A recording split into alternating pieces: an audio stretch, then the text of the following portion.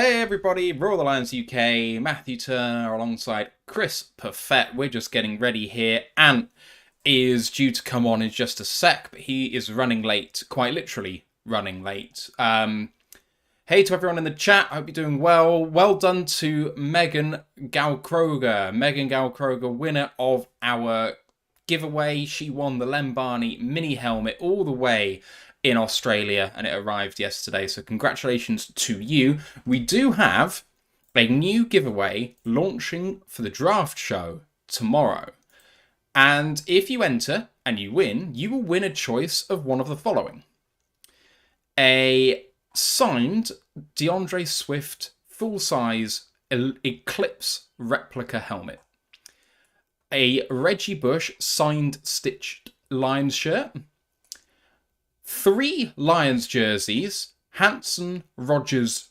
Williams. That's a 1 in 1. Or Pistons jerseys, a pair of retro Pistons jerseys. So, a really, really big one. This is to celebrate 1,000 subscribers.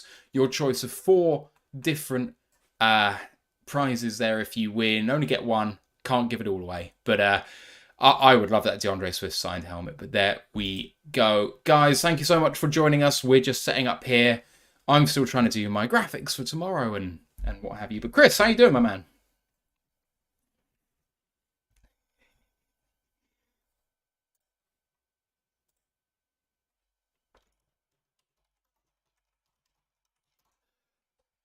Yes. Oh my God.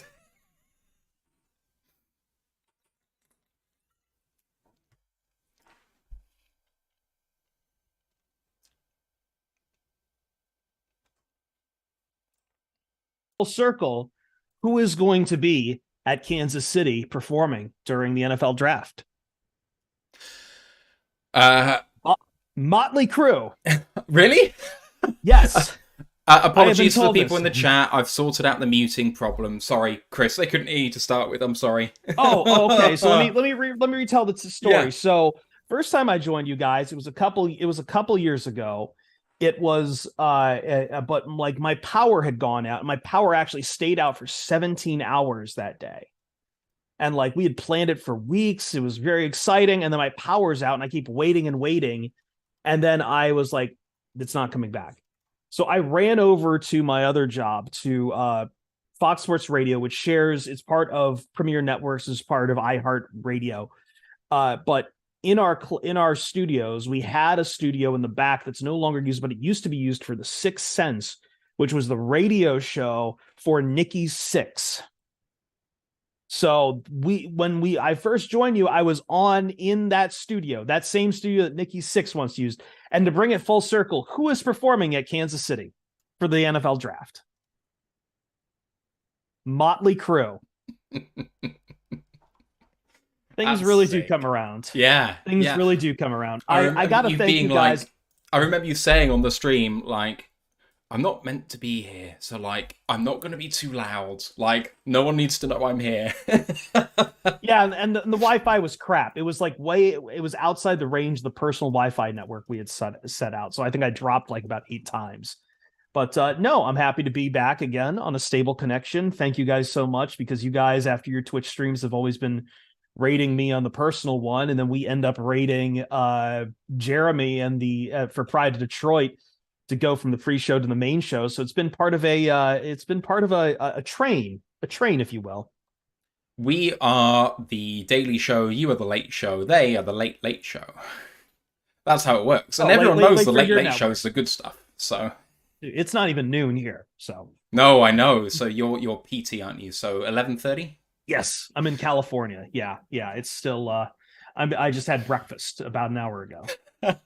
And here I am drinking my locally made Moon cider. I was going to say I just stocked up for the draft on drinks. Oh, I've just been to the supermarket for the same reason. So I forgot about cider, though. I got myself a jar of apple pie moonshine.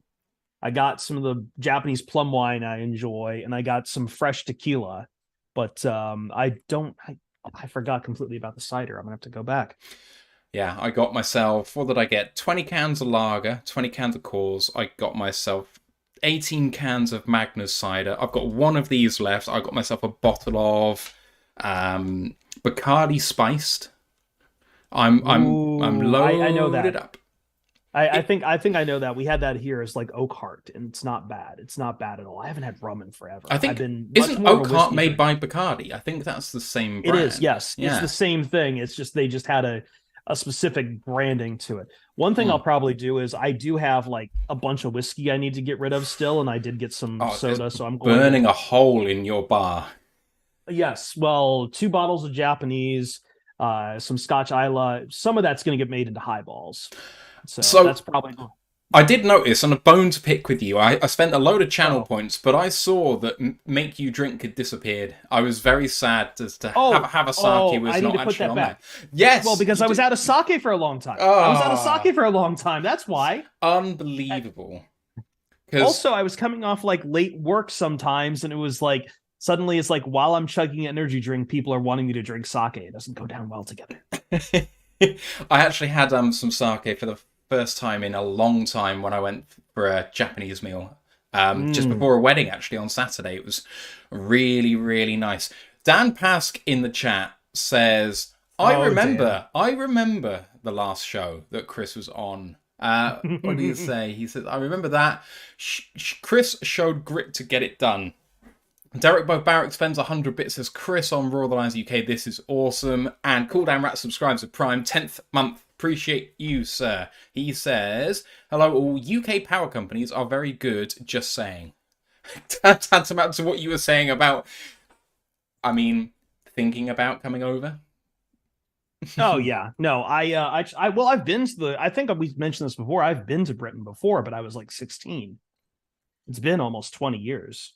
I got to do one of those summer programs at Cambridge and was over there for a while. I was a dork and spent a lot of time doing the Shakespeare at the Park stuff. We got to go to London and Stratford on Avon and I think some other places, but Hmm.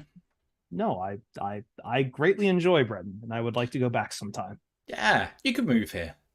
You could do it.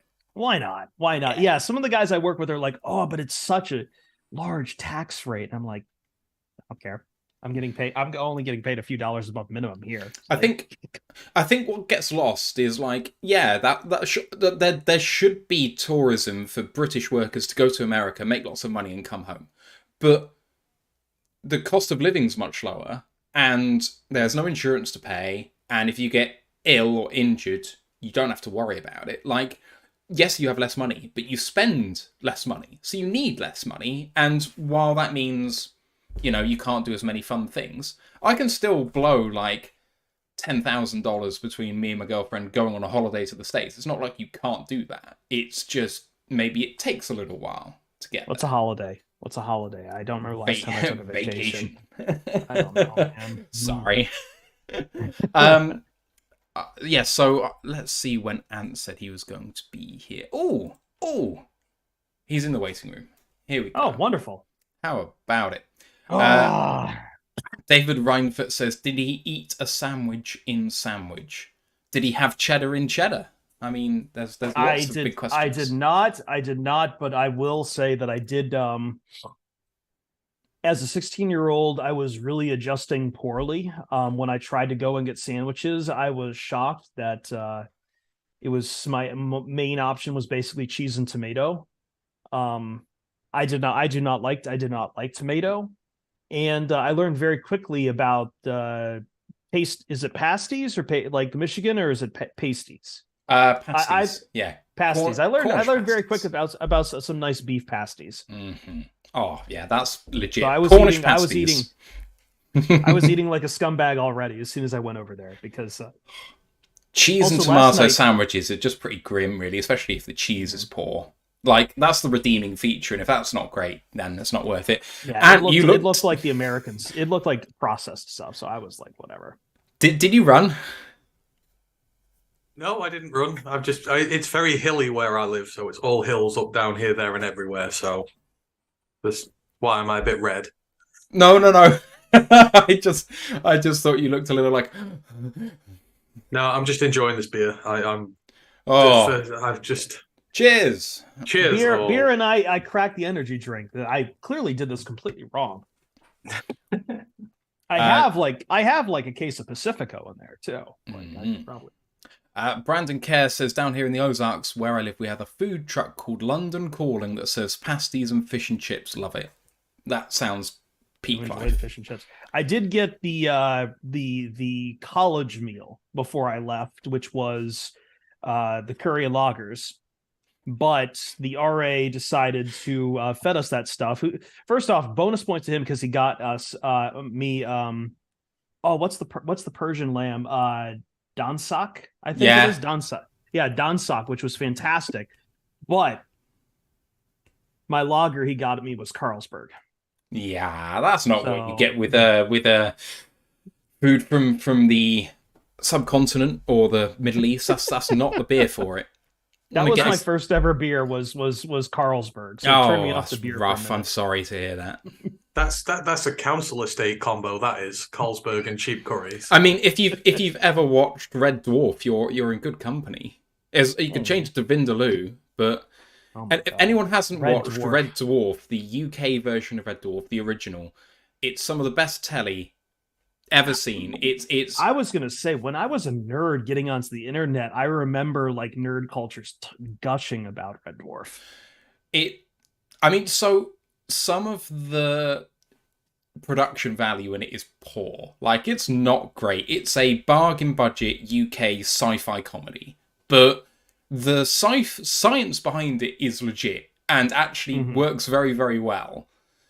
They do an episode which goes entirely backwards. It starts at the finish and it ends at the beginning, and they do it terrifically well. The actors in it are really fun, and there's an actor called Danny John Jules who plays the humanoid version of a cat, because the idea is they were in stasis for 2 million years. He was a cat. He is evolved because he wasn't in stasis into a humanoid cat. And if you've ever owned a cat, like, the embodiment of what he performs is absolutely spot on to what a cat is like in real life.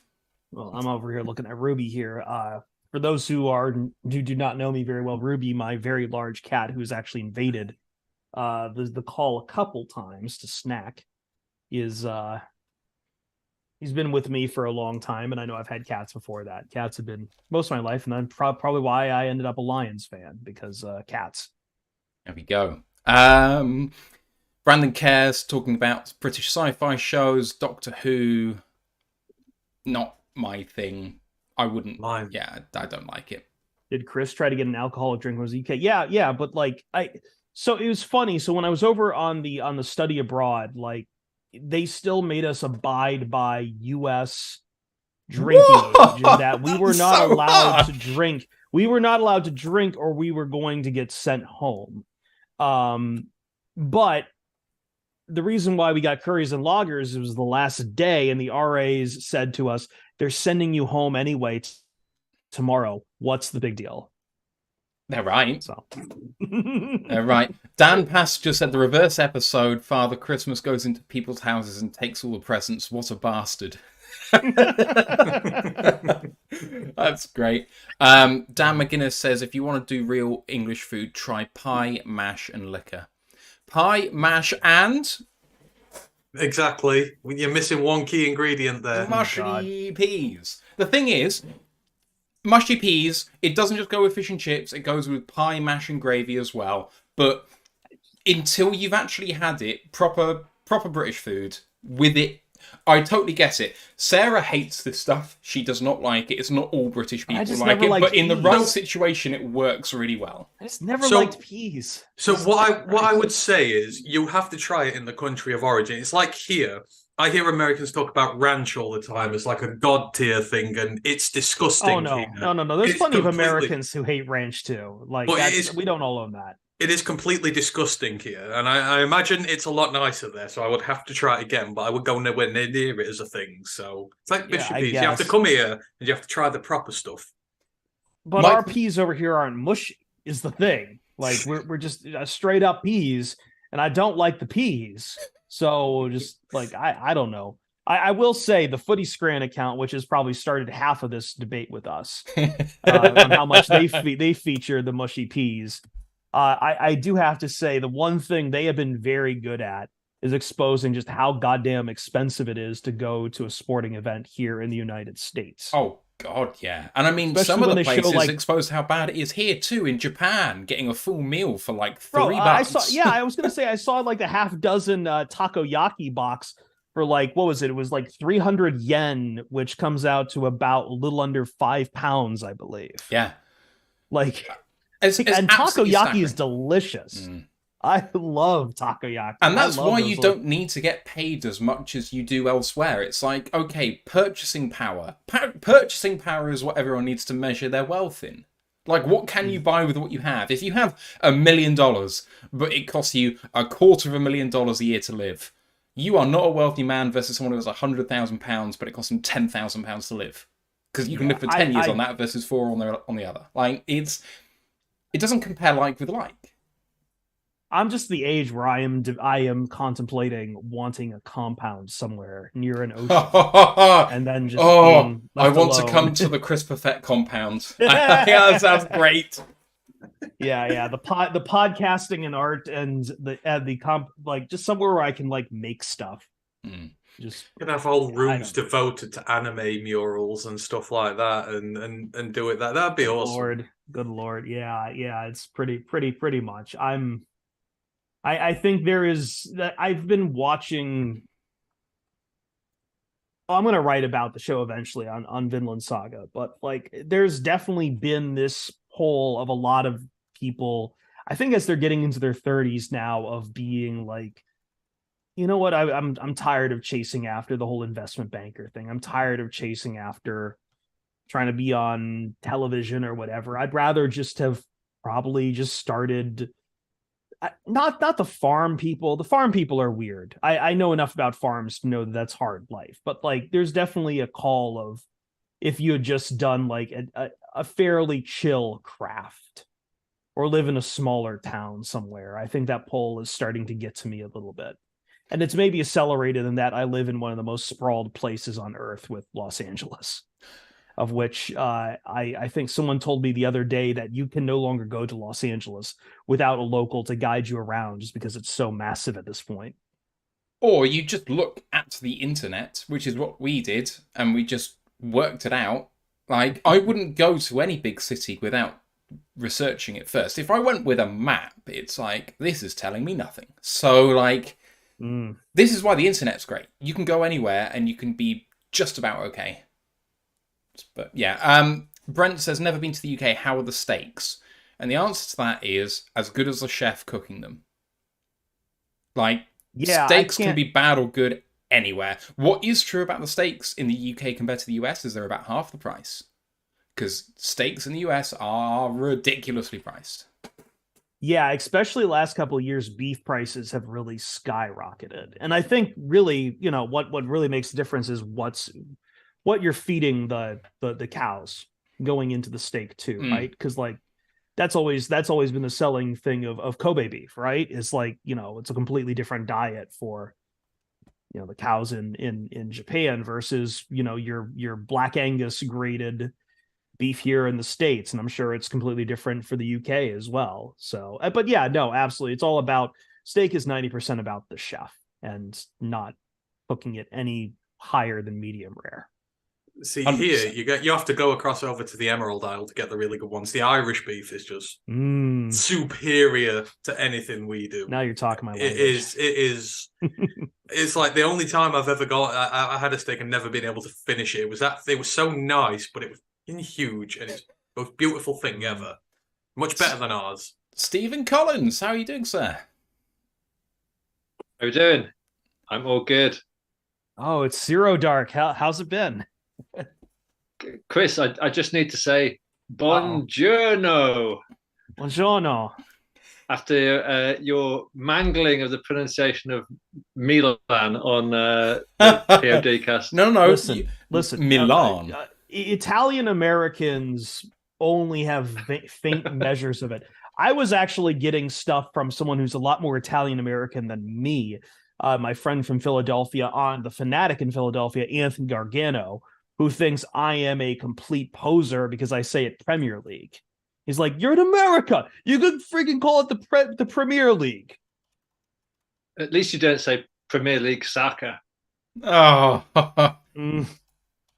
yeah, Yeah, and I'm sure he bad. says Milan too. Just the American pronunciation. We just kind of live with it. You just reminded me of the Michael Owen football game from the early 2000s, which was called Michael Owen's World League Soccer. And it was like, what are you doing? That's a word that, by the way, that's a word you guys came up with, soccer. Yes, it is true. This is your word. Like, yeah, we just didn't like it, so we shipped it out with you guys. yeah, clearly. I don't know, like spoil surprise, but we've come up with like a lot of bad shit and spread it around the world. The internet? Well, I mean, I am a student of history, so I am very aware of all of that. And yeah. Before we start on this, Steve, we were talking about food, and someone wanted to know about all the deep fried, lovely stuff you can have in Scotland. Oh, deep fried curly whirly. Best thing in the world ever. So is Scotch eggs, are those actually Scotch, or is that just like something we do in the Irish bars around here in the US? That is an idea and a half. That is it's not actually Scotch. It's breadcrumb. It's breadcrumb sausage meat. No. I meant Scotch as in it's Scottish. Scotland. Yeah. Yeah. I don't actually know. Is it Scottish? I don't know if it's Scottish. No. That's what I'm asking. Is it or is it just an appropriated name that the fucking Irish Americans decided to do while they were frying eggs? So I'm going to tell you from a Scottish perspective, this thing about deep frying, it actually all started in a chip shop in the northeast of England. Of course it did. Of course. Was it Hull? It was somewhere like Hull or Middlesbrough or Sunderland or somewhere like Somewhere that. at the back end of nowhere, like Middlesbrough people. Bradford or something. It was a northeastern seaside place of ill repute. And but obviously, the Scots being no friends of their own arteries, we caught on to it very quickly.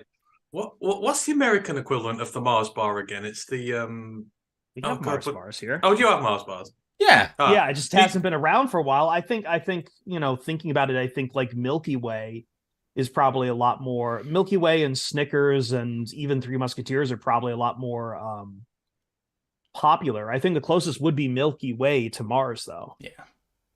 You deep fry those, that is a treat. Oh yeah. Yeah, No. absolutely.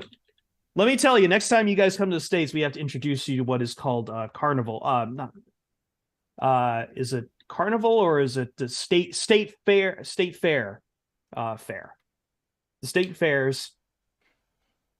So Has for about 10 years been infamous in deep frying any kind of candy bar you can think of. And I remember even going to a country club and getting deep fried Oreo.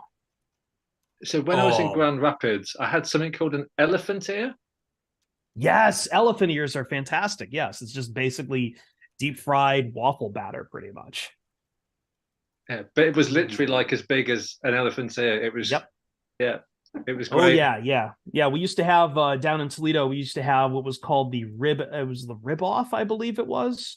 But it was a lot of barbecued meats coming down there. But someone would always have elephant ears. A rib-off sounds like what an English person would call a roast battle. Go on, is that, no? Is that not the cut? Because ribbing someone is true, like pulling their leg, is taking the piss, is...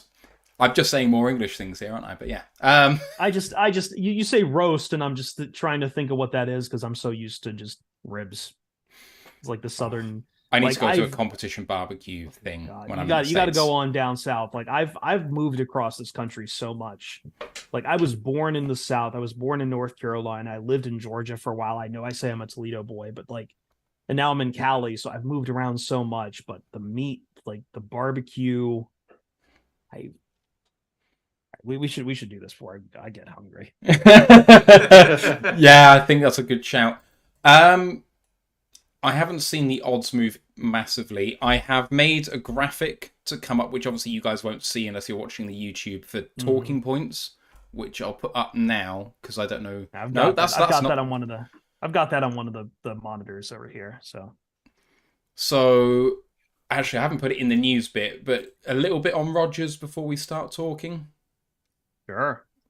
I haven't actually said anything at all about it. So it was Rodgers 15 and 5th for 13, a it was second, a fifth, a sixth, and and a conditional first next year. 2024 First that can turn into a second. conditional. First. to first. How's your NFL Scotland buddy taking it, Steve? Now that he's finally gone, He seems relieved, but I think there's inner angst and soul searching happening. It certainly will be when Jordan Love takes the first snap. I'm going to, as someone who has fight on chips on the table, I will say that them having a conditional to turn to a first next year, where Caleb Williams comes out in the draft, scares the shit out of me. I think the only high point of it is, unless Rodgers gets injured, that team is not going to be in the. I mean, the worst they can do is miss out on the playoffs by being the eighth best team in the conference. I think if Rodgers is bad, then I wonder then if the Jets, if they're so bad out of the gate, they just shut him down for the year, so they don't turn that into a first they have to give up. I think they'd have to start like 1-6 or something like the Lions did last year. Something atrocious. Anyway, we should get this chat on the recorded part of the show. All right, here we go. Recording in progress. Welcome to another edition of the ROTL UK podcast, episode 190. Take it to the banks. My name is Matthew Turner, alongside Ant and Steve, and joined by a very special guest, returning guest, Chris Perfett from Friday Detroit. How you doing, boys? I'm doing all right. Thank you for having me back, and power working this time, I guess. We're in the presence of royalty, Chris. It's great for you to join us. Royalty. I live in dumpsters, man. I am the trash king. It's what I do. I'm just, again, glad my power's working instead of coming to you from Nikki Sixx's old studio, which is ironic because tomorrow the Motley Crue will be performing in Kansas City for the NFL draft. If I remember this rightly, Chris, wasn't that the first place you ever joined us from in the studio when you first came on the show? Yes, Do I remember that rightly? This is only the second time you've had me back, and I was busting Matt's balls about that. About like you've been, used me to get to Jeremy and Ryan, and I'm just sitting over here twiddling my thumbs streaming Elden Ring. You're the gateway drug. I am a gateway drug. Yes, that is. Thank you. That is the kindest. That is the best. That's how I want to be remembered. Your weed and Eric's heroin. So I don't know if I should say that, really. Wow. There we go. No, but we want him to come back, so be nice. Yeah. Yes, we do. And in fact, this episode was particularly, Chris, with you in mind, because this is the draft betting and hot takes show. The penultimate day before the 2023 NFL draft. So, guys, we've got a little bit of news to get through first, and it's the Aaron Rodgers trade, which went down, was it just after we recorded on Monday? I think it kind of happened. Oh, no, it was during recording, It was during. So, Rodgers, the Jets' first-round pick, and a second and a fifth, and a second next year, which could turn into a first, in return for...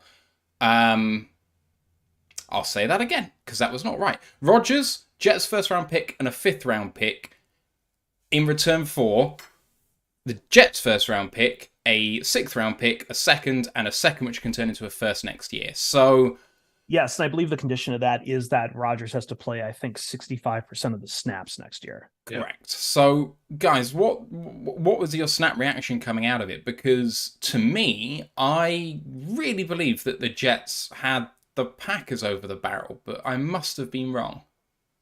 I mean, yeah, that is a very good deal for them, and as Chris was alluding to before we came on air, if the Jets suck next year and the Packers suck next year and they've got 2 first-round picks and they don't like Jordan Love, I mean, it's not the year you want them to have 2 picks near one of those quarterbacks for next season. So a little bit nervous, I'm not going to lie. But, bad man's gone. Jordan Love's here. I don't know what he's going to do with Green Bay, but the opportunity for the division is wide open now. He's gone. There are no excuses to not go out and win this thing next year. So hoping we do. But bye, Aaron. Hope you fail miserably in New York. Yeah, I mean, yeah, forget the trade. The overwhelming emotion is good riddance. Like, get the F out of the NFC North finally. I mean, the problem with Rodgers is like he's had a bad season. He didn't turn up for OTAs and a lot of the preseason, but you know, you fear that he's still got a good, one good season left in him, and we don't want to be the recipient of that good season. And also just in terms of timing, like he has left the NFC North. He has slunk out of there by being picked by Kirby Joseph. So that couldn't be sweeter.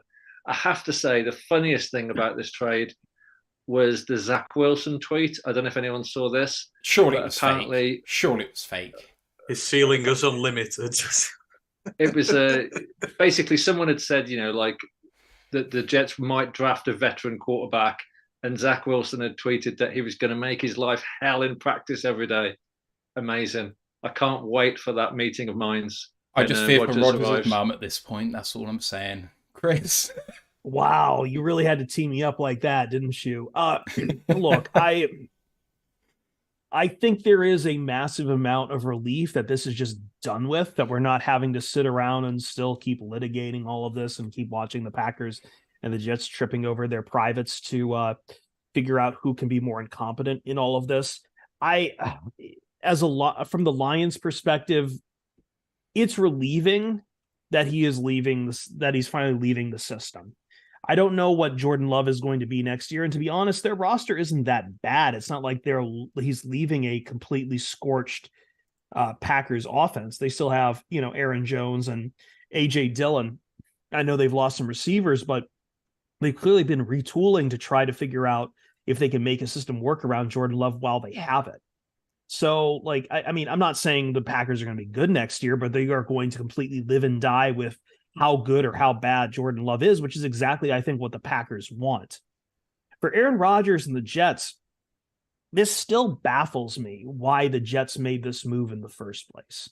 I've talked with Jets fans because I work in national media, and half the guys national here in the States, if you talk to them and they're sitting on a TV somewhere, or they're sitting in front of a radio, get talking national audience, half the time they're either a Jets fan or a Bears fan, and they suck. All right. Like it's like an unwritten rule that nearly all these guys have some sort of awful New York ties. And of course they choose Mets and Jets, the bad teams from New York.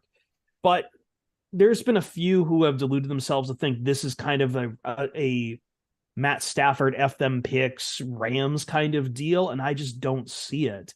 And to be honest, I'm not sure if I even see Rodgers playing more than 1, maybe 2 years. And there's a lot of places where it can go bad. Rodgers can be bad next year, and for the Jets, Rodgers can get hurt, and that's probably the best case scenario, because then their second doesn't turn into a first. Or they could go to the playoffs and lose in an embarrassing fashion, in which Aaron Rodgers will suddenly start whining and complaining about the coach and throw dysfunction into the organization again. It's all risk, no reward, it seems like, for the Jets, unless the stars align to get them through to the Super Bowl. But man, like, that division's loaded. I don't even know if they're like the second best team behind the Bills. I agree with you 100%, but I think what they've done is they've said, our roster is good. We've done a good job drafting.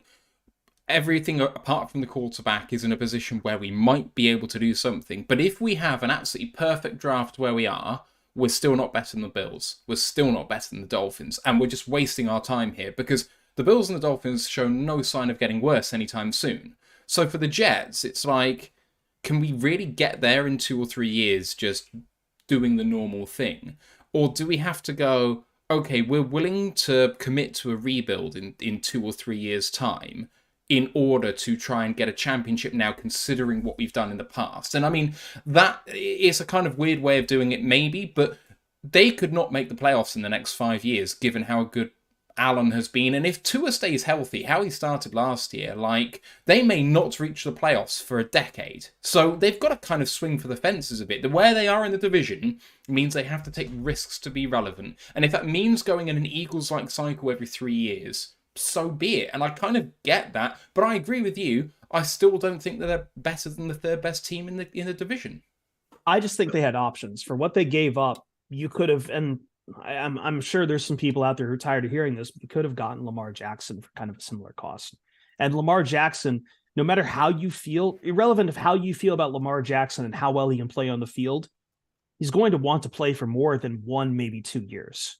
And that's ultimately where I land. Like, you give yourself more chances by having more years available to you to make those chances happen. And they've decided, no, we're not good with that. Meanwhile, the Packers, unless it's they're banking on if Jordan Love isn't good, at least they have the out that hopefully maybe the first overall team in next year's draft is open to selling and doesn't really need a quarterback, and then they can slot in for Caleb Williams or Drake May, assuming we don't do the same thing we're doing this year, and all of a sudden people are saying, actually, this quarterback class isn't that good. Let's wait till next year.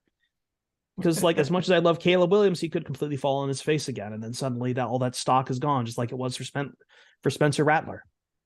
Yeah, but I think knowing what we know about the shy, retiring, quietly spoken Aaron Rodgers, this to me feels more like, an engineered love affair with New York, and he just wants to be in that limelight for the last 2 years of his career. And he's sold himself to the Jets and said he's going to, promise this, that, in terms of how he's going to play. It kind of feels like it's all about Rodgers. So I think this is going to be a really interesting case study because, like last year, we kind of said the Jets felt like us in a way. They had no success for a very long time, but in Salah, they've got a competent head coach. They seem to be doing things the right way. They've been building really well through the draft. I mean, they've knocked the last couple of drafts out of the park like we have. Except for Zach Wilson, yeah. But now it's like we've diverged our paths. They, as has been said, have sort of sold their soul to go for a quarterback and win now. We could have done the same with Lamar Jackson. We could have tried to trade 3 first-round picks, whatever, and gone that route. So they've kind of sold their soul and gone, right, we're ready now. Whereas I think with us, we're kind of like, we're just going to keep on building through the draft, and we're going to keep on doing what we're doing. So it's going to be interesting to see, the direction the two teams heading now, whether they get a little bolt and then they fall right below us because they've tried to cheat and it's just not worked, or whether the gamble pays off. But I think it's going to be very interesting to see what happens, because it looks like we're staying pat and we're just carrying on building. We're not going to shortcut this and fast change it and try and, buy our way there. We're just going to keep drafting and do it that way. Yeah, it's like I said, it's the Rams F them picks idea, the idea that you feel like you're right there, so who cares about the picks? But the Lions definitely seem to be in for the long haul, which is also why I wrote about why I think Anthony Richardson should be the pick at 6. Oh, you're talking my language. And I was actually going to say, just to kind of finish this conversation off, my move for the Jets would have been to move up from 13 to 3 if they could get there with a first, or 6 with us if Richardson's on the board, and take him. Because, yeah, it's a boom or bust pick, but, I mean, at least it's a 10-year pick if you boom.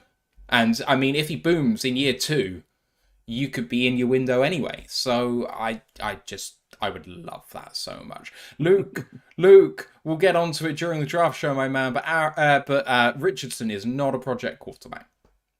He isn't. He's a day one guy. If I'm sorry to grab the reins on it, but while I was writing about it, I think we have certain stereotypes we do in the draft. Sometimes we like to say if a guy is really athletic, we'd like to call him raw. At the same time, it's good to be playing. It's being a college quarterback is bad. Richardson isn't a college quarterback, but at the same time, there's no winning if you just don't like a prospect in college. Like, either you played with too much talent around you, how good are you, or it's, that only works in college, which is demonstrably true. But in the case of Richardson, it's not like he played with a lot of people, but still, the amount of drops gets counted against him when people start waving their fingers at his completion percentage, which I can't tell you how many other college quarterbacks who have become very good NFL quarterbacks had 50-some completion percentage. And Richardson's only had 13 starts. Like Matt Stafford, through about 13 starts, was also a 53% completion percentage quarterback as well. There's a great... You're really right. Sorry, I was about to say, you're completely right there. So many of the, even the good ones will come through and they will have had 3 years. They'll have gone 50%, 55%. Then they'll break 60 over 3 years. And it starts But, again, the traits he has, like Jake Hayne has thrown for nearly 10,000 yards in college, but, he's had all the game time in the world and that, but you've got to have the traits to go with it. It's just with Richardson, it's game time. You've got to give him as much game time as you can. Yeah, it's the growth too. It's just what I have seen from him and how coaches have talked with him, like even going from college to the pro day, like, and he says it in every interview he does or in the Players Tribune piece. Like there was that quote from GQ Sports where he says, I know I'm going to be a Hall of Famer one day. But the next sentence out of him says, I'm going to grind until I am a Hall of Famer. He understands this is all about the work, and every interview he's done, every piece he's done, the Players Tribune piece is all about how he wants to be working. He's working right now. Just wait. I know what the work needs to be done to become someone at the next level. And as I said in my piece for Pride Detroit, that doesn't sound like a Dan Campbell guy, then damn.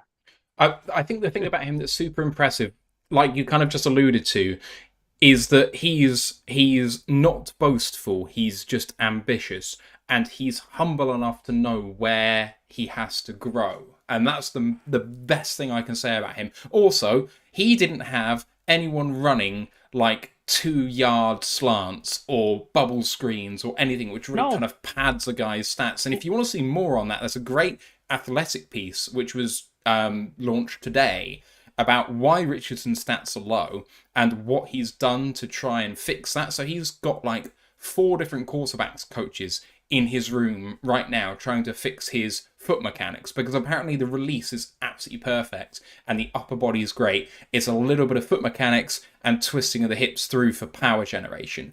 And that is basically all he needs to fix. And the intangibles are elite. So the intangibles are elite, the physicality is elite, the mentality is elite. The only thing is a little bit of throwing motion for short passes. And that's probably it.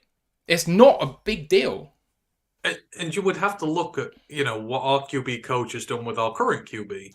Mark Brunell has done a lot for Jared Goff and his game. A lot of these issues we had with Goff when he came here have quite simply gone now. And, it's to do with the guy who's coaching him up as well. So if you're going to get a guy who's going to be able to coach these bits out of him and get him to where he wants to go, Brunel might very well be the guy to do that, to unlock him. So, again, I like it. I like the things he has. The QB school did somewhat on him as well. It's the processing skills are elite. It's all there. It's just there's some little fundamentals that need changing, and you might not change them, and he might be bad, but the upside is very, very, very, very, very tempting. It really is. Yeah, it is. Right. I'm going to move the conversation on now, unless anyone wants to just have a final word.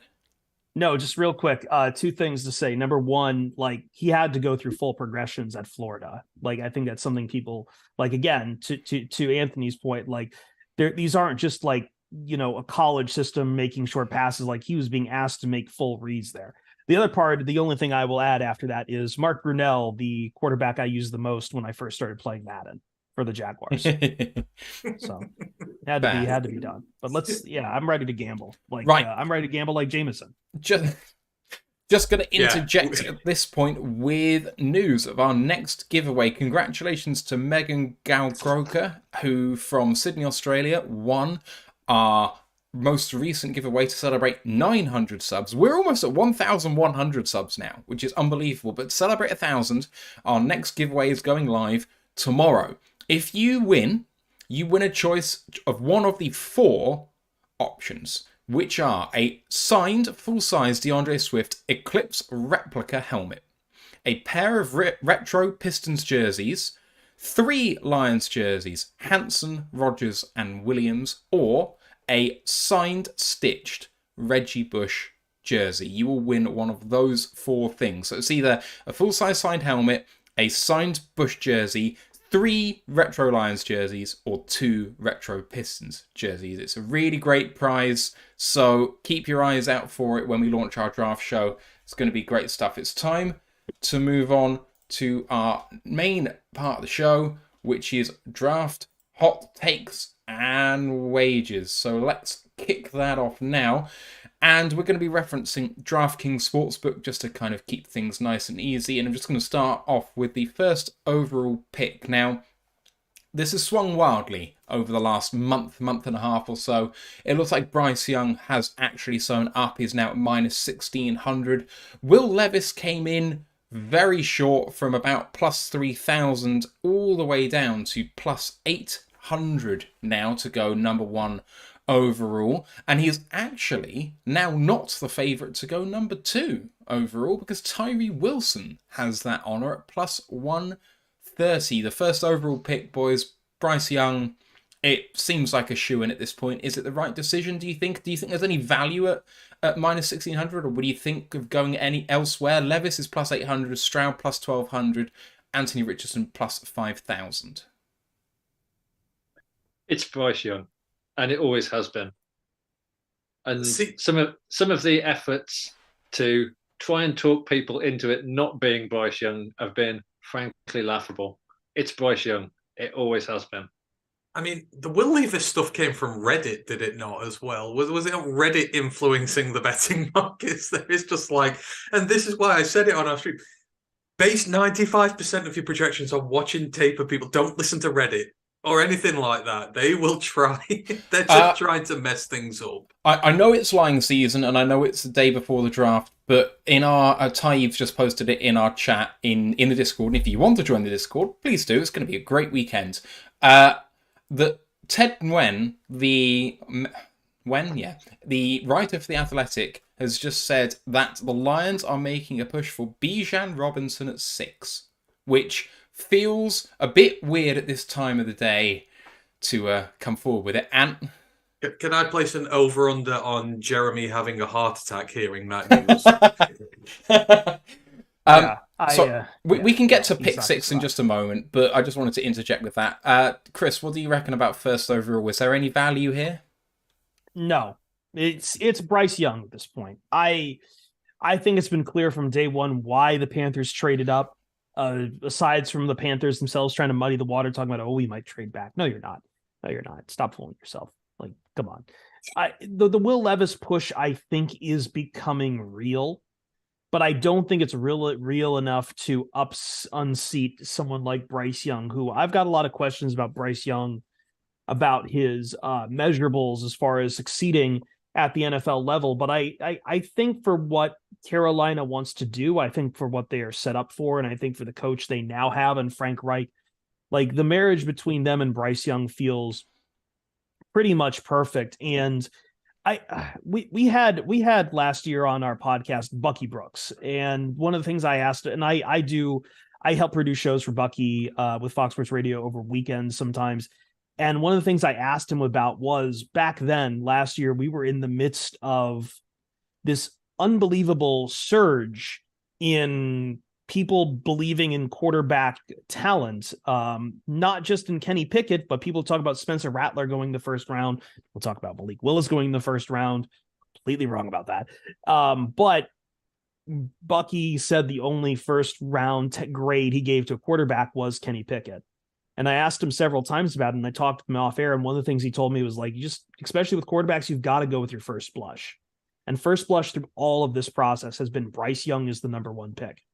And I'm going to stick with my first blush. Bryce Young is the number one pick because it just makes too much sense. It just makes too much sense. You can see on the screen at the moment Bryce Young's stats. If you're not watching live, you should come and watch live. It's good fun. We've got good production value for the first time in the 3 years that we've been, 2.5 years that we've been doing this.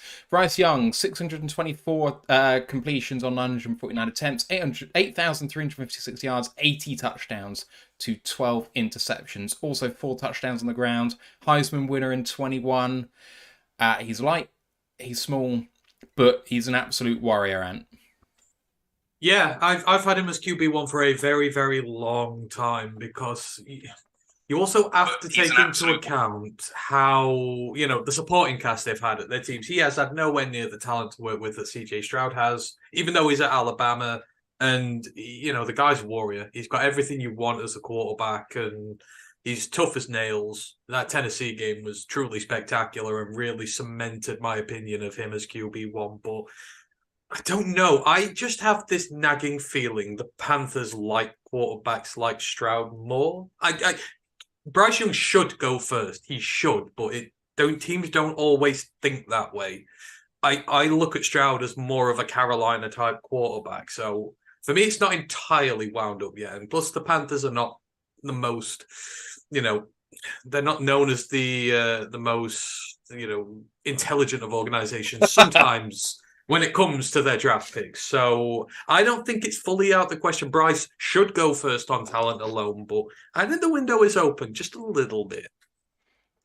All right, let's move on the conversation to the second quarterback off the board. We all think that it should be Bryce. Whether it is Bryce or not, we don't know. But the betting lines for second quarterback selected are quite interesting. Will Levis now the favourite to go as the second quarterback at minus 190. CJ Stroud at plus 150. Anthony Richardson at plus 500. And then obviously Bryce, because he's expected to go number one, is plus 1500. So if Bryce does go number one overall, who do we think is going to? Do we think that Houston would go Levis over Stroud? I mean, we know that Stroud's agent is the same agent as Deshaun Watson, and that might be just something that's off-putting in general. We know that Stroud may be... I don't know. There's lots of smoke out there for people who want to tear CJ Stroud down. We know that the cognitive score that he got on the S2 test is not accurate. Now, how inaccurate, we don't know. We have absolutely no reliable information on that regard. All we know, really, is what we saw on tape, which is an extremely productive Ohio State quarterback who had things easy for him, but took advantage of what he was given and didn't win in the biggest games of his career. But then when it came to the very biggest one, he was the best player on the field in a glorious defeat. And really, they should have won that game against Georgia in the end. So, Levis over Stroud, what do you reckon, boys? So, first thing I want to say is Houston are not going to pick a quarterback. All this stuff about them going defense, I think is a smokescreen to try and see if anyone's willing to be crazy enough to trade up to 2 and give them a ton for it. Who actually a project quarterback, when you think about it, makes sense. I still believe in Davis Mills. I think Davis Mills is an NFL caliber quarterback, or at least a decent option for them to have. If you want to take Anthony Richardson and sit him for a year behind Davis Mills before giving him the reins, or Will Levis, if you want to do that, I think that's a perfectly acceptable thing that you can do and kind of makes more sense than taking CJ there. So I don't know. I have this nagging feeling that they might take one of the development guys and CJ might not be number 2. So I don't know. I think it could be Richardson at 2 there. I genuinely do with how it's going. I think for me, this is all about matchups in terms of who wants who and who's willing to trade up for who. So from Houston's position, Davis Mills hasn't proved himself. Yeah, maybe he's got some potential, but if you've got the number 2 and the number 12 pick, there's no way you're not going for a QB unless your strategy is, as Ant said, try and make someone come up, take that number 2 pick, and then almost guarantee yourself ridiculous capital next year when you've got Caleb and Drake. But I mean, that feels like a risky strategy. You've got the number 2 and the number 12 pick. So maybe you trade back a bit, but if they're in love with CJ Stroud, but not that in love that they don't want to trade back, they could probably still get Hendon Hooker at 12, or maybe Anthony Richardson at 12. Yeah, but I mean, but in terms of capital, if you've got 2 and 12, and then you're going to trade out of 2 and get like more capital next year, then why wouldn't you take Hooker at 12? What do you make of it, Chris? I'm kind of going the other way. I did buy into the fact that they just might not like the quarterback this year. And to be honest, I could see that with several things. Number one, Houston, with its long instability at coach, probably already reprioritizing what exactly it's looking for in a quarterback. And number 2 is that if there is anything close to what the Philadelphia 76ers had as the process in the NFL, it is the Houston Texans right now. They are very adept at kicking this can down the road, and they were very, very close to having the number 1 pick in this draft locked up, and all it took was just kind of the wrong win at the wrong time by Lovie Smith, who was giving one to his old team in the Bears. I do think that they like, and given their DNA too, given that this is the history of the team has been selling itself on its defensive edges, that they do like someone like Tyree Wilson or Will Anderson. I do kind of understand where the Tyree Wilson bump is coming from. I didn't for a long time. And Tyree Wilson, though, has some just phenomenal measurables. He has a phenomenal high ceiling. And I think it's somewhere where the Texans have really fallen into this, and they very well can figure out how to crash this whole thing into the wall again with Davis Mills, if Davis Mills doesn't work well for them next year, to be right back here for someone like a Drake May or a Caleb Williams. I think that is something they believe. And the only question in my mind is plus 130 for Tyree Wilson or plus 275 for Will Anderson. I think just for the value of it, I kind of lean more towards Will Anderson. As much as I talked well about Tyree Wilson, I think Anderson is the more put together project for them. He's the biggest name for the longest time. He's considered the best defensive talent in this draft. And I think that is where, and for some guys, they've said he's the best football player, period, independent of position in this draft. So I think I like Will Anderson just for a bit of value, because otherwise I don't know what's going to happen with this pick. Yeah, so with the second quarterback off the board, Levis minus 190, Stroud plus 150, Richardson plus 500, Young plus 1500. Anything that anyone thinks is value there in particular? I think Stroud's value there. He's got to be, hasn't he? I think it's all right. Sorry, Andy, you were going to say. No, I was about to say, if the Texans take Tyree Wilson at 2, we need to send Ewan from Turn Up For What a gift basket and thank him and praise him.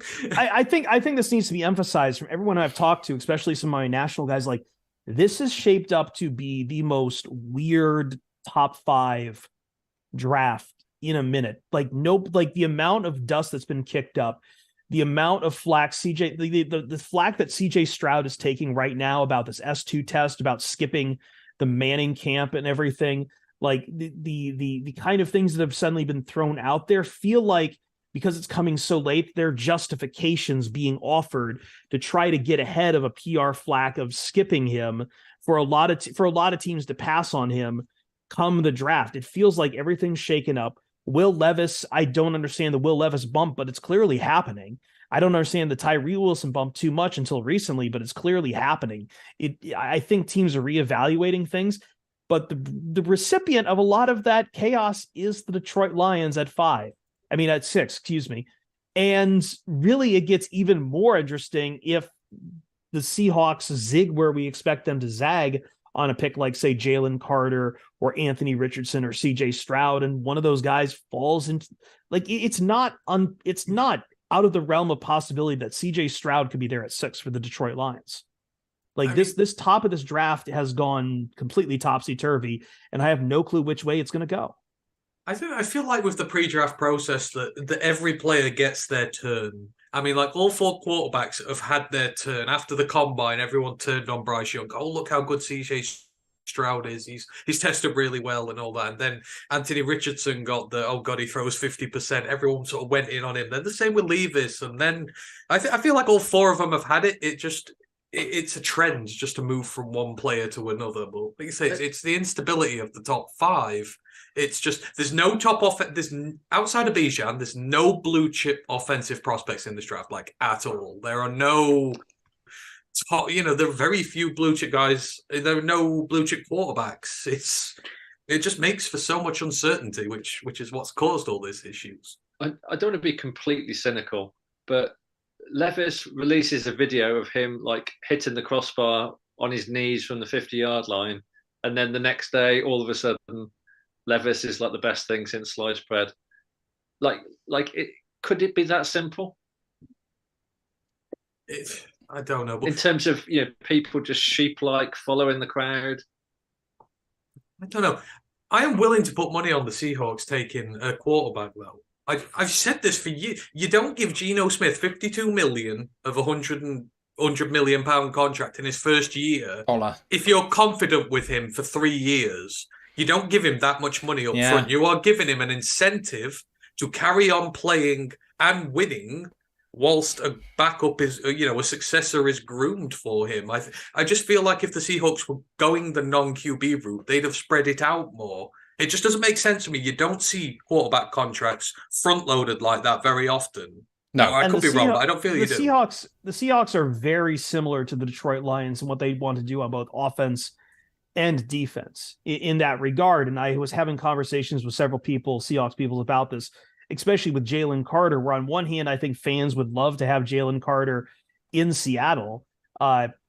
Pete Carroll, no stranger to quarterbacks with, players with quote unquote character issues around them. He doesn't care at all about those kind of things. And he thinks he's more than capable of dealing with whatever problems Carter may or may not have. At the same time, someone like Will Anderson or CJ Stroud fits perfectly with what the Seahawks want to do. They could go a lot of different ways. And I feel like if there's someone to spoil the draft for the Lions, it's going to be the Seahawks, because they just share so many values together that if you see one guy drop and you're like, oh God, he's gotten past the top 4, please drop to us. And then Tricky Pete's there. And then Tricky Pete's there and he's smiling and you're like, that a-hole. See, the one thing that turns it for me for thinking it's a quarterback is they are only up there at 5 because of the Broncos. That's right. Not their pick. Similar they situation are there. For us with the Rams, yeah, right? Yeah, they are there because of that. And you would assume that if Geno plays as well as he does last year, that team is pretty good. They might not pick this high for a quarterback again. They might not be anywhere close to this. And I just feel like that swings with the way the contract's done, with how high they are. You don't know if they're going to be in a better position to extend it. If Geno suddenly goes bad, which he might well do, then they're in a bit of bother. But that's the only reason I am certain they would go quarterback if he was there. Going to move the conversation on to the first non-quarterback offensive prospect on the board. And there's been a dramatic shift in the odds in this regard, and it comes at pick number 3. The favourite to go 3rd overall, according to DK, is Paris Johnson Jr., the favourite to go 3rd overall. Plus 225. Stroud at plus 275. Will Anderson 330. Wilson 400. Levis 1000. Richardson 1000. Paris Johnson Jr., the favourite from Ohio State, the tackle, played 13 games last year, allowed 2 sacks, 6'6", high ceiling, high floor. Hand technique could do a little bit better, only 1 season at left tackle, but one of those higher end tackle prospects. But does this reflect the fact perhaps that Arizona are calling on trading out, that they're struggling to trade out, and therefore they're having to look at what they actually really need in this draft, and they have to take him at 3? I mean, if I look at Arizona right now and the smoke between them not being able to trade out, I can't help but be reminded of the Lions in 2020, boys. I don't know if they're having trouble trading out. The problem is always with the drafts is if you're at 3rd and looking to trade out to 3rd, you really can't, you're not going to get your phone calls returned until people know who the 2nd pick is. Because no one's going to finalize a trade up to 3rd, especially a quarterback needy team, when it might still be a quarterback going to Houston. And if it's the quarterback you've had your eyes on, and by the way, teams don't trade up to 3rd looking for just any quarterback. They have if it's say, I don't know, it's the Raiders wanting to trade up, and the Raiders have their eyes on, say, CJ Stroud. They just love CJ Stroud. Then if Houston goes ahead and takes CJ Stroud, then the trade you just made with Arizona before CJ Stroud got taken by Houston is completely irrelevant. So I don't think they're having trouble trading off of 3. It's just that's not a trade we're going to see until draft night. I mean, you kind of feel like they need their new JJ Watt now, don't you? I just don't know about the offensive tackle thing. I guess if you want to protect Kyler, and I would love it because Bears fans love Paris Johnson, and I would just love to see the looks on their faces if he was taken at 3 because they are in love with him and it would be gone. But I don't know. You just feel like they have to replace JJ Watt because he's been that team's defense for a very long time. And you need the next guy. I don't know if I buy it. And I don't think any of the tackles in this class, I don't think they stack up against someone like Sewell. I don't think they're even close to someone like Sewell's ceiling. So you're really going to be reaching on them. You see guys like Anton Harrison getting first round buzz now. He would be nowhere near a first round in previous years if the offensive tackle class at the top was really good, but he is. I think if teams are taking OTs that high, especially 3, I think they're really, really panicking. Yeah, I think the thing to think about the Cardinals is like this is a team that is like really rotten. Like this is one of the worst rosters in the entire NFL, and you know they've got Jonathan Gannon, new head coach. They are very much at the start of a rebuild, and if they don't know who their pick is, if they are unsure about the pick, Jalen Carter, Will Anderson, maybe go for a QB, like the easy thing to do is to trade out the pick, because if Gannon takes like Will Anderson or Tyree Wilson or Jalen Carter as his first pick, then effectively for the next 2 years, if that player busts, like that's going to be the pressure on him. Like that's going to get him fired. And that, you know, he wants time to rebuild that franchise. So for me, trading out of that pick is the easiest thing for the Cardinals to do. They've got so many holes. They need lots of capital. I don't think they're going to be making the pick here. I think they're going to be trading out. And 3's kind of becoming a cursed pick for quarterbacks, isn't it? I feel like, is it Lance and Darnold are the last 2 guys taken at 3 at quarterback? It's become the pick of like, well, we couldn't get, you know, we have the number 1 quarterback at home kind of pick. It feels like the pick where you're just settling, and it's never good to settle on a quarterback where you just feel okay about it. That's what I mean. That's why we didn't really ace the 3rd pick, did we? We didn't really hit the 3rd pick out the park. Oh God. So the other people in the conversation for first non-quarterback, and there's no market for this, which is frustrating. There was first offensive player, but not non-first QB offensive player. Having a look overall, actually, at first non-QB, we have Tyree Wilson, the favourite, obviously, because we just talked about him at 2, minus 150. Will Anderson at plus 120. Jalen Carter at plus 1,000. Paris Johnson at plus 1,500. And I got to think that if Paris Johnson's the favourite at 3, and, you know, Will Levis is close to being the favourite at 2, and Young's close to be, or is the shoe-in at 1, the Paris Johnson seems like value there, if you can believe the hype at 3. Now, I believe you guys that that's not going to be the pick, but if it is the pick, you've only got to hope that Houston don't go QB and your quid's in. Yeah, you're absolutely right. It's it's so difficult to pick. You can't predict a damn pick in this one. Maybe outside of Bryce, you can't pick anybody, which is just why it's such a which is why it's such a crazy draft. I would just be interested to hear though from everybody. Who do you think? Who's the team picking at 3 for everybody? Because we saw recently that the Vikings were projected to go up there, didn't we? It's too far. Quessie's not going to do that. Quessie's not going to do that. It's almost too far of a pick to jump from 23 to 3. I just don't see it. I could see Vegas making that move. I don't think they will. I could maybe see Philadelphia. I've actually heard a lot of buzz about Tennessee being the team to make that pick. I'm not aware of their capital situation. I do know that Tennessee has a lot of different needs, especially at quarterback and on defense, that they would love to be moving into the top 5 of this draft. And I don't think that Indianapolis or Seattle are ones more likely to move down. I think Indianapolis is going to try to take whatever is left over of any of these quarterbacks, which is going to be a horrible decision for them. And it's going to fill me with so much schadenfreude that I'll be able to persist for a year, or they'll just have to subsist on whatever dumb decisions they make. But you know what? I think that's my answer. I think my answer is Tennessee is the one probably to move up in this draft. Yeah, that's who I took in my mock draft. I'd said the Titans were going to move up for a QB. I don't think Irsay is like a trade down kind of guy. I think Irsay likes the limelight, and he'll be up there picking 4. So no, Irsay makes trades. Irsay makes trades, but not for football prospects, for other things. I mean, I wouldn't be surprised to see Derrick Henry on the trade block, and the Titans moving up.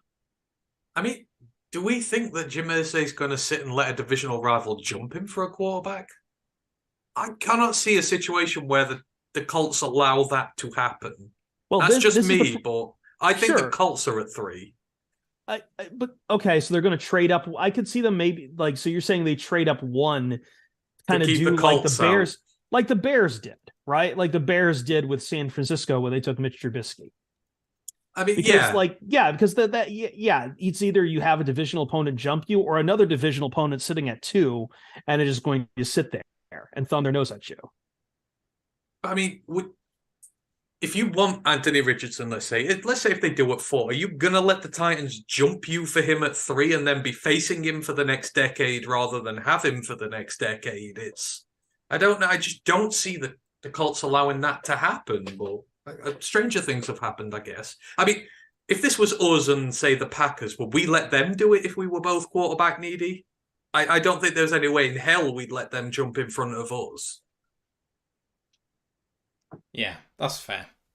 That's fair. Let's move the conversation on to wide receiver. And this is a really interesting market. Now, Jackson Smith-Njigba is the leader in the clubhouse here to be the first selected at -425. But who do you think, boys, is the favourite to be second? Oof. So I really don't like this first round grade of a lot of these receivers outside of Njigba. I think this is probably a position that's really going to fall off. I don't really have an answer. The Trojan inside of me is trying to make a case for Jordan Addison at this point, but I don't see it. I just don't see Quentin Johnston either. Like I think this is, but to your question, I don't think anyone other than Jackson Smith-Njigba is probably a known commodity. He's absolutely the heavy favorite to go wide receiver 1, just because I don't think any of the others are really that close. Depending on fit, I could maybe.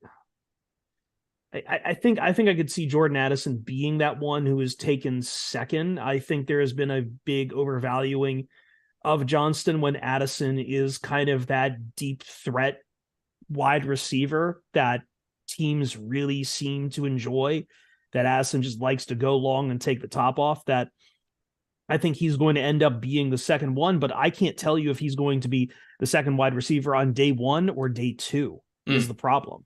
So who do you think wide receiver 2 is, boys? Oh, who do you think is wide receiver 2 in the betting? Because that's what we're talking about. I mean, I like to think I had a good handle last year. I said Garrett Wilson was the best receiver in the draft last year, and people might say London and Olave were better this year, but I still think Garrett Wilson was. This year, I think Jordan Addison goes number 1. I do. Jordan Addison has had consistent college production at multiple schools throughout his entire career. He has been a very good receiver, and I think he will be a very good receiver at the next level. And if you want a safe pick at wide receiver who could be a very high wide receiver for you, I think he is the guy. Like I've said many times about Jackson, I have issues with him, and the durability, 2, the attitude towards his team. I think he bailed on them in the playoffs. I don't like that. I think teams won't like that either. I think Addison's number 1 for me personally, and I would. So you would say JSN number 2 then? I would put Smith-Njigba at number 2. I would. You know, that hit he took from Brandon Joseph, he did not come back from it. NFL DBs are they're going to hit him hard and they're going to see what happens. And, you know, Jordan Addison throughout his career has maintained health. He is really good at what he does. I think he's better overall than the rest of them. Smith-Njigba could be a superstar, but again, I don't like the attitude and I don't like the injury history. Yeah, I mean, I've seen a lot of people try and talk Zay Flowers into going wide receiver 2. But again, I'm struggling to see it. I think JSN is going to go 1. Maybe Quentin Johnson 2, but remind me, there was a lot of drops, wasn't there, last year from Johnson? There were a few drops, but I like Quentin more than most. I'm not going to lie, I do. But there were some issues. I was actually shocked when I opened up Dane Brugler's Beast and he had Quentin Johnson as his 5th wide receiver in the draft. Yikes. Yeah, so Zay Flowers has been potentially, because people said he might go to the Patriots, and that could be one of the highest. And I hope we do have a section for the Patriots later, because the Patriots are like now the Raiders, making stupid picks wherever they're at. So I want to see what everyone's opinion on who they might pick is, because I think they might go completely left field with him. But Let me give you the odds for the first wide receiver selected, because it's consistent all the way down. Smith and Jigba minus 425. The favourite for number 2 is Zay Flowers. He's plus 100. He's even money to go second wide receiver off the board. In terms of first wide receiver selected, you then have Addison at 650. Zay Flowers is 550 to go first. Addison at 650. Quentin Johnson 800. Jalen Hyatt is 5th at 3,000. Then Josh Downs at 7,000 along with Cedric Tillman. So that's your order in the betting market. I'm surprised that Quentin Johnson has fallen to wide receiver 4 in that market. And I mean, I'm kind of with you guys. Addison should be up there. But somehow Smith and Jigba, despite barely playing last year, has separated himself. I think for as good as USC is, I think the problem for Addison is that he was playing with Caleb Williams. And I think when someone like Caleb Williams looked as good as he did last year, it does take away from the wide receiver. Whereas Johnston, you saw the talent on display of Johnston as TCU went to the playoffs. And I feel like Addison just got lost in the fuzz. I've also learned very quickly covering the Pac-12 that a lot of Pac-12 football just gets lost because people just aren't staying up for their late games either. So you've got multiple factors, I think, kind of occulting the talent of Jordan Addison. Tell me, Matt, what are the odds on Jordan Addison being that second wide receiver? Even money, plus 100. Plus 100 as well? Zay Flowers is plus 100. Zay Flowers plus 100 is Jordan Addison is also plus 100? Sorry, Jordan Addison, beg your pardon. Jordan Addison to go second, plus 250. I would take that as a value pick. At plus 250, I like that. I like that. So I realised I made extra graphics for all of this, and I haven't actually done it and put it on here. So I'm going to just quickly put Zay Flowers up. I would just counter with Addison, though. I know he's had Williams this year, but he was getting thrown out by Keaton Slovis the year before and still. No, I know what you mean, though. No, he wasn't with Slovis last year. Keaton, he was a transfer from Pittsburgh. Pickett. Sorry, he was with Pickett, right? Because that was like that was one of the big here in the States. That was a very big is the transfer portal fair kind of deal that Addison just skipped town immediately to go join the new Trojans under their new head coach and everything. But he has played with 2 decent quarterbacks, but I think the talent is between Pittsburgh and USC is absolutely on there. It's just that I think playing with Caleb Williams this past year makes people just kind of, and you know what? This is a little bit of defensive Will Levis too. Like Will Levis was fairly good at running the football, and then Kentucky this last year changed their entire offensive scheme and told him he needed to be a complete pocket passer, and he didn't really do well at that. Sometimes the changes year to year can just really obscure a prospect. And I can't name any of his receivers. I don't think it was a bad team at Tennessee last year. Kentucky. Sorry. Yeah. Yes, Kentucky. Wow. Okay. It was, but I agree. And I'm not surprised Quentin may have fallen. I mean, I feel like the NFL is trending towards these guys Hyatt's a speedster. Zay Flowers is this utility gadget guy who can do a lot. I feel some teams must probably value that more than your traditional big outside receivers now, I guess. I guess that might explain that. I'm not sure. Yeah, I mean, Johnson is still like an ex-receiver, but it's just he's a much bigger guy compared to someone who's small but incredibly speedy like Addison. So it's just a matter of this is what makes it hard too. It's like some team might look for something completely different in a receiver. Personally, it's like the whole thing with Jahmyr Gibbs. Someone saying he might be running back 1 now over Bijan. It's because a team who values a receiving back will like him a lot more than they like Bijan because he's the best receiving back in the draft by some distance because he's that good. Bijan's still really good at receiving though, and I think he is. He's the only one still in my mind you make the first round grade for, unless Jahmyr Gibbs sneaks in at like 32 or something. I think Jahmyr's receiving ability just is far above anyone else. Bijan's good, but yeah. which, by the way, like 30 or 31 for Jahmyr Gibbs is totally in play. Philadelphia does need a running back. Kansas City does need running back support, and both those teams would like a pass catching running back.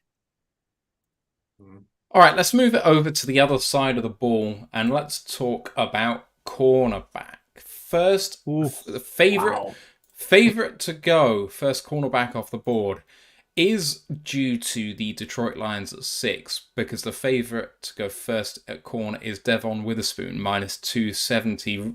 Christian Gonzalez is plus 180. And then you drop significantly down to Joey Porter Jr., 2,200, Deonte Banks, 2,500, and rounding out the remaining cornerbacks who are projected to go in the first round with Emmanuel Forbes at plus 3,500. And I mention him because when you have a look at the props for him to go in the first round, he is minus 470, Emmanuel Forbes, to go in round 1, which is unbelievable to me. But Witherspoon, he's the favourite to go at 6 for the Lions. If they don't move, he's minus 130. That's actually coming in. That has been around minus 300 for a little while. That's back into minus 130 with Jalen Carter coming in.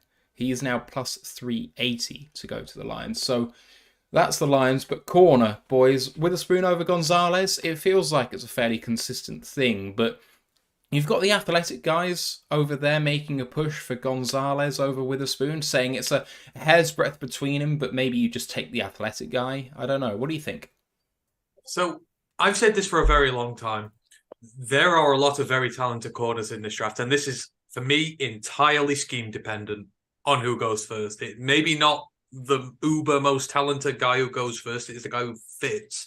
So I've been with Devon to the Lions for so long. I just think he is the perfect fit for us. And if you're going to go corner, it'll be him. Whereas if it was the Raiders, I know they get mocked Gonzalez a lot because, you know, you need this freaky, rare athletic trait guy in a division where you're facing Russell Wilson, Patrick Mahomes, Justin Herbert. You need a guy who's got elite traits who you can build up to be a great DB. So I think it's entirely on personal preference. And I do believe the personal preference for us is Devon. So he would be the guy. If we're just going to do a run on corners, I think he's the guy there.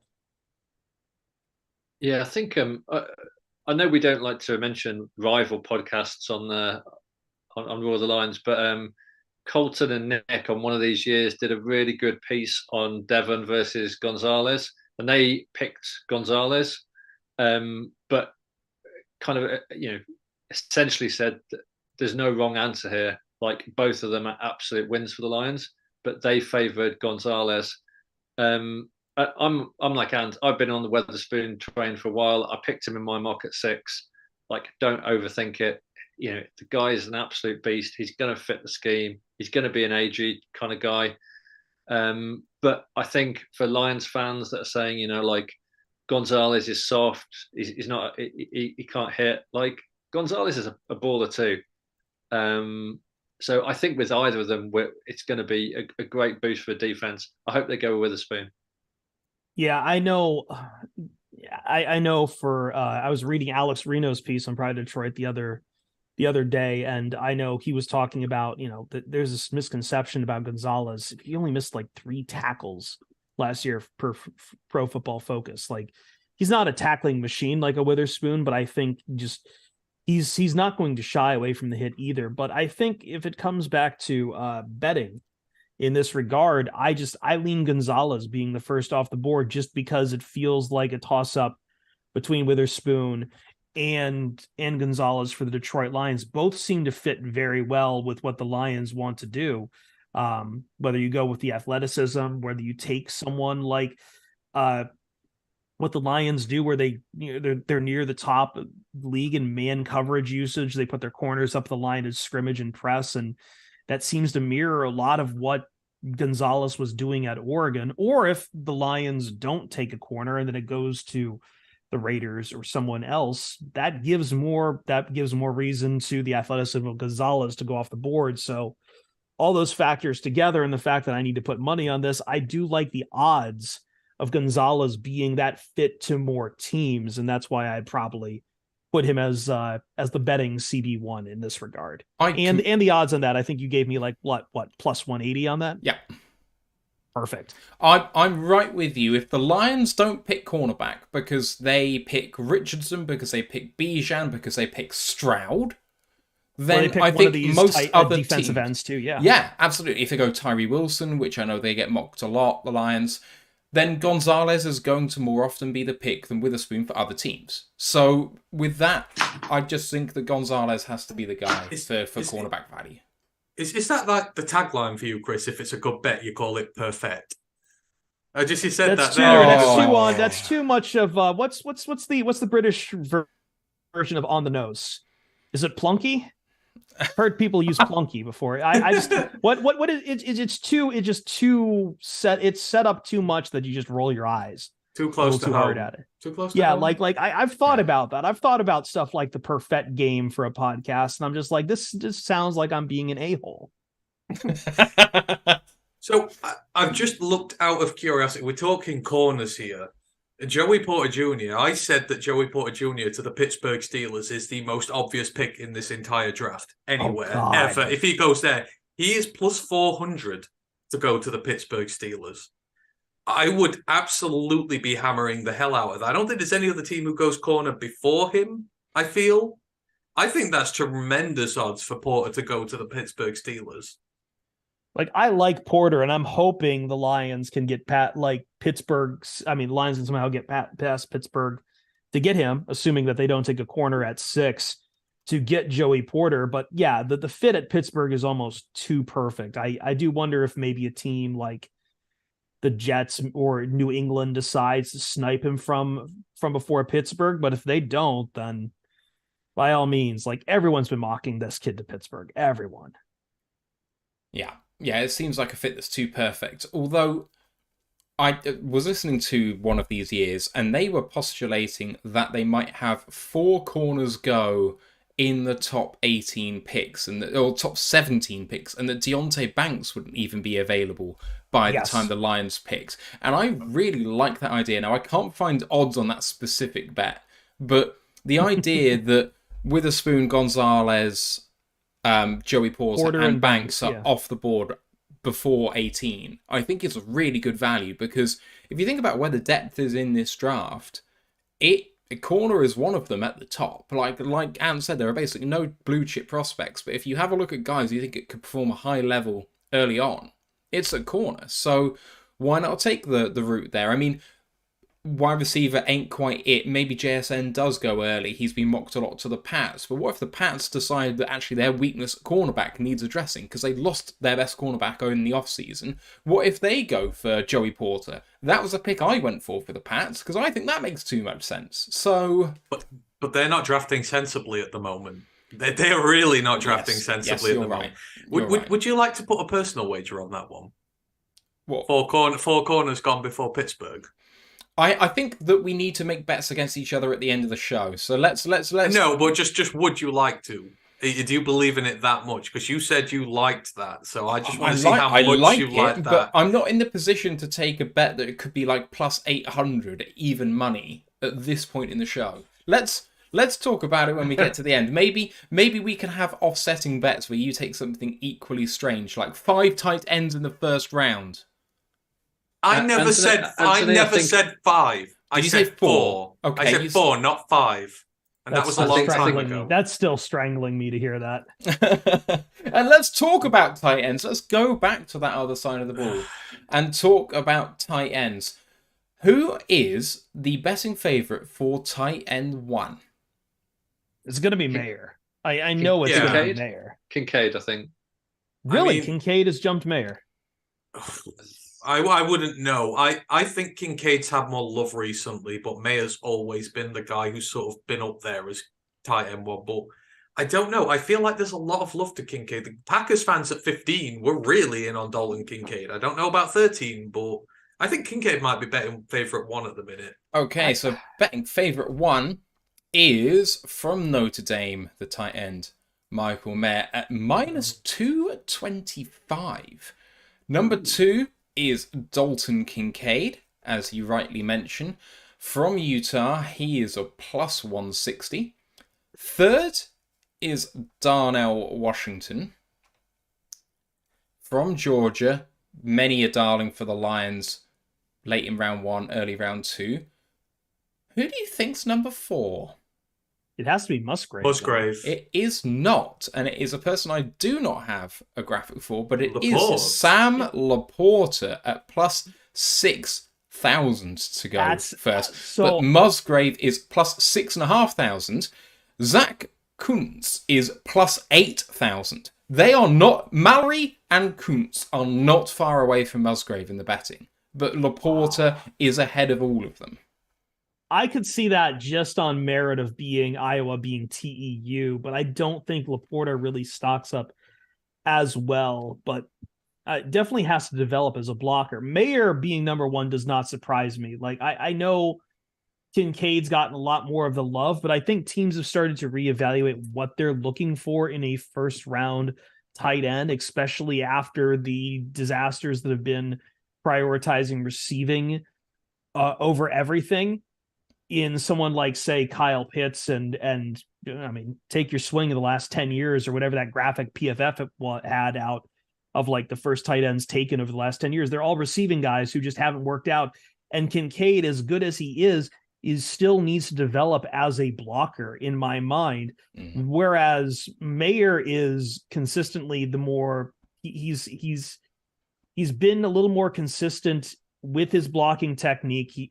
There's some technique that needs to be worked on, but he's got the strength and he's got the athleticism, that he's got the high floor to be that tight end where you want him to be able to do both things, or you want to be like, he's not going to be the fastest guy, but who cares? Kelsey doesn't need to be the fastest guy, but your tight end needs to give you the unpredictability of someone who's either going to block well or catch well. And Mayer right now is in line to do both, whereas Kincaid, I think, just he leans a lot more on the passing side. So what, you didn't give us the odds for Darnell Washington, Matt. What I is did he? plus 330. See, Chris just hit on a line of thought there. Plus 500. Plus 500. Sorry. See, Chris just hit on a line of thought there that it's not necessarily the receiving guys that are doing it anymore. And what does Darnell Washington have the others don't? He has like the elite athletic traits as well, and what he could be. I think a team like the Packers, if they're looking at all these guys, might put Darnell Washington over the other two.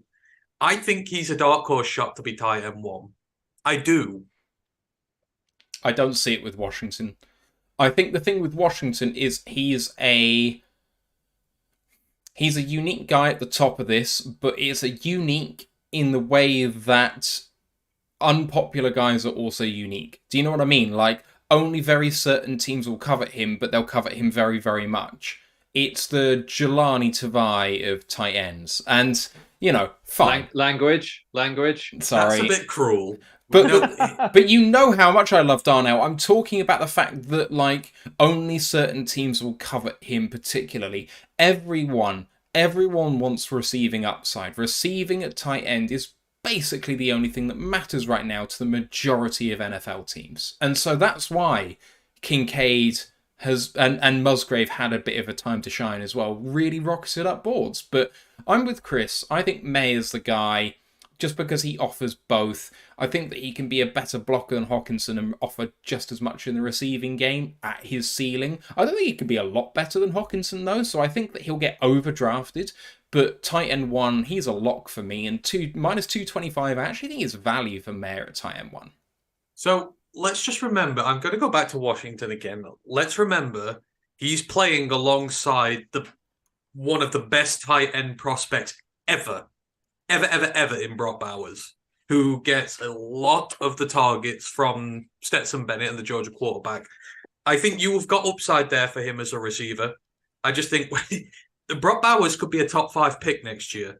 Legitimately a top 5 pick at tight end. Again, he is that good. I think Washington's receiving aspects of his game have just not been seen yet. But what he possesses, the traits he has, again, I think teams will look at that and the right one will be infatuated. I think with tight ends, like with the receivers, or the cornerbacks, it's scheme fit, what they look for. who's picking the highest and who's got the personal preference for him. But I think a plus 500, that is really good odds there if you want an outside one. Our thanks to El Juddman, who subscribed with Prime, his 5th month. Thank you, sir. Much appreciated. If you are on the YouTube, we've been demonetized for the draft. We'll be back on the 2nd of May, which sucks. YouTube sucks. I hope I don't get demonetized personally for that, but it really does. How the hell do you get demonetized for good shit? Yeah, so it's a admin back office thing, not a production thing. It's to do with Google AdSense. Which is how you, I know. It's almost like we need like someone like an accountant to like run this podcast, so these things don't happen.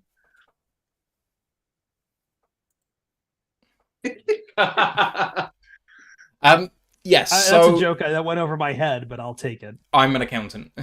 Oh, wonderful. So basically, we've put a PayPal link in the YouTube description. If you're feeling flush, then you know what to do. Right, we're going to move it on, and we're going to do something a bit more fun, which is have a look at position groups and see how many are going to be drafted in the first round. I'm not giving you odds.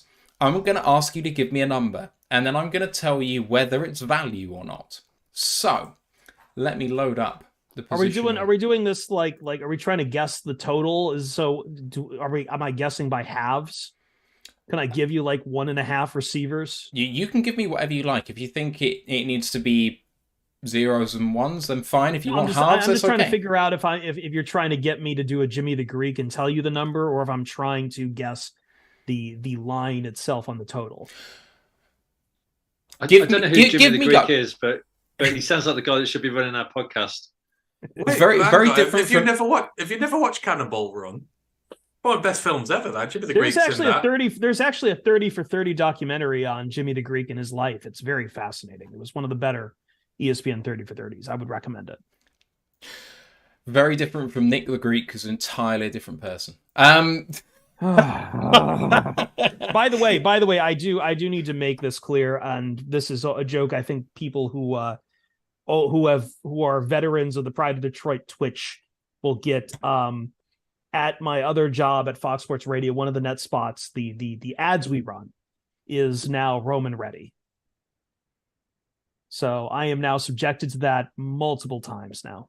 Thanks. I wonder why you got that comment on your retweet of us today. Someone said, "I'm like, what the hell's that all about?" Well, no, that's something Nick's been doing for a long time. So yes, if you've ever watched Pride of Detroit, as soon as we got our righteous felon read, he started asking me to do those. You do have a text to speech feature, don't you, for bits and stuff?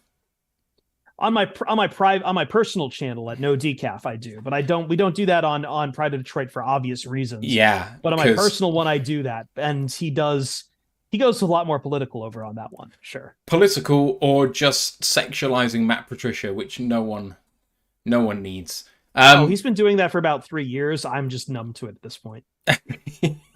Right, let's talk positional groups. I'm just going off DraftKings Sportsbook position totals. They're not exactly as I'd like them, but it's all fun and games. I want you guys to give me what you think the line should be and how many you think will go. So give me 2 numbers. DBs in round 1. What do you think? Ooh. Corners and safeties, which I hate because I wanted separate, but corners and safeties. No. I like that. I like that it's together because Brian Branch is absolutely the curveball to all of this. So I said this on a show, didn't I? Because I guessed the wide receiver one last year. People were laughing at me for saying 7, and I was about there. But with corners this year, I'm pretty sure. Did I said 7.5 for corners, didn't I? If I'm right. I think he did, yeah. So if it's DBs, I believe there will be 7.5, and I think there will be 7.5. So I would take 8 personally. So that is my answer. So you think the line should be 8, or you would take 8? Well, the line would be 7.5, wouldn't it? Okay, or are we doing American ones? You're taking 7.5 as the line, and you think it will be 8. Anyone else? Any takers? I think 6 will go in the first round. I'm going lower than all y'all at this point. I would have set the line at like maybe 4.5, and then taking the over to go to 5. The I think it line, is 4 corners and Branch. the line, you are right on the money, sir. The line, basically, the line is 5.5. Over 5.5 is -195. So they actually think that 6 is value. Under 5.5 is +155. So the DraftKings thinks 6 is the number. So I'm guessing, considering what we're saying about Emmanuel Forbes going in round 1 being a heavy favourite, you've got the 4 corners we've already mentioned. Emmanuel Forbes, Brian Branch is 6. It's important to think about Branch, though. Like, the reason why I go solo is Branch isn't like he's not someone who's just a safety or could even stay as a safety in the NFL. He's someone you could easily line up in a slot corner as well. Like he's a very flexible defensive back. So I think that that's why I've liked him as the prospect. It's why I hope he can last until 18, because I would love to see him with the Lions. But yeah. I mean, I guess this line is all about, do you think that Emmanuel Forbes at 166 pounds is going to get picked in the first round? Of, Yeah. So that's the question. Antonio Johnson for a very, very long time was considered to be a first-round pick, and I think he's just gone under the radar. And safeties, they're not that many up there this year, especially in the first round. I still think he's got a bona fide outside chance of doing it. Again, quite a few teams with multiple first-round picks, so they might go that way as well. I just do think there's going to be a lot early, because I think the drop-off after, it's a deep class, but there are so many really good guys, and the drop-off is quite big. Right, this one might take a little working out, but you can use the answer from the previous question to help you out. Total defensive players drafted in round 1. I would use the number in the previous question. The answer was 6. For corners and safeties, how many defensive players? It's going to be a lot.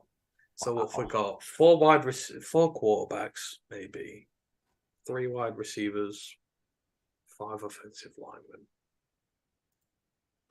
I guess it's just really going to depend for me about just where that second run on ends comes at and how many interior defensive linemen we're really talking about. I don't think there's any linebackers who I've really slated to go in the first round. Maybe Drew Sanders. Maybe Drew Sanders is your first round linebacker. I don't see Trenton Simpson going in the first. I don't see Jack Campbell going in the first. See, this depends on guys like Brian Brzee and Keon White and guys like that. If it's genuine with them. Do you think Will McDonald will make the first round? And no, I think the X is, does he go first round or drop hard, is Kalijah Kancey. He's someone who I've really been in love with as far as just his athleticism, but there's been a lot of questions about Kalijah Kancey could go like day 1 or as early as day 1, as late as maybe like mid-late day 2. I just don't know where Kalijah lands, and I think that's what makes this a tough one for me. So I'm going to go big here. I'm going to say 20 are defensive players. I think there'll only be 11 offensive guys. I've got 4 quarterbacks, a couple of receivers, a couple of tight ends, a couple of offensive linemen. I don't buy all this stuff about Anton Harrison and DeJuan Jones and that sneaking in there. They're just not good enough for a first round pick. So I would go at 20 for defensive players. 20? Yep. I think it's stacked. There'll be a lot of edges in there, I think. There's going to be a lot of DBs. I'm backing up my DB bet here. If I've got 8 DBs in, then I only need like 12 other guys. And I think at edge, guys like that, DTs, I'll get them. I think there's 5 edges, 4 linemen, 6 defensive backs, and I don't think there's any linebackers. So I'm going 15. I'm going pretty low on that, 15. I'd probably set this line at 15.5 or 16.5. I don't know where I've landed yet. I'm trying to use my bookmaker instincts here. You know what? I will juice it a little bit. I will say 16.5 is the line I will set. Where do we think Mazi Smith is going? Mazi Smith? Mm-hmm. He's going to be like borderline day one. IDL is going to be really tough just because, again, it's going to be a matter of whether you buy into this idea that teams have decided that Jalen Carter is worth the trouble or not. If he goes past the Lions, if he goes past the Seahawks, I don't think.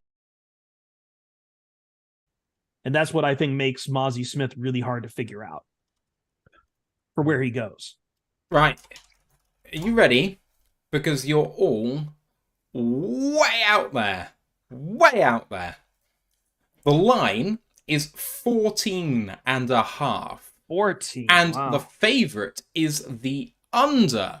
Big time. Minus 340 on under 14.5. Plus 255 on over 14.5. I will pound that over. I will smash that over. Yeah, exactly. I will smash it harder than apple cider.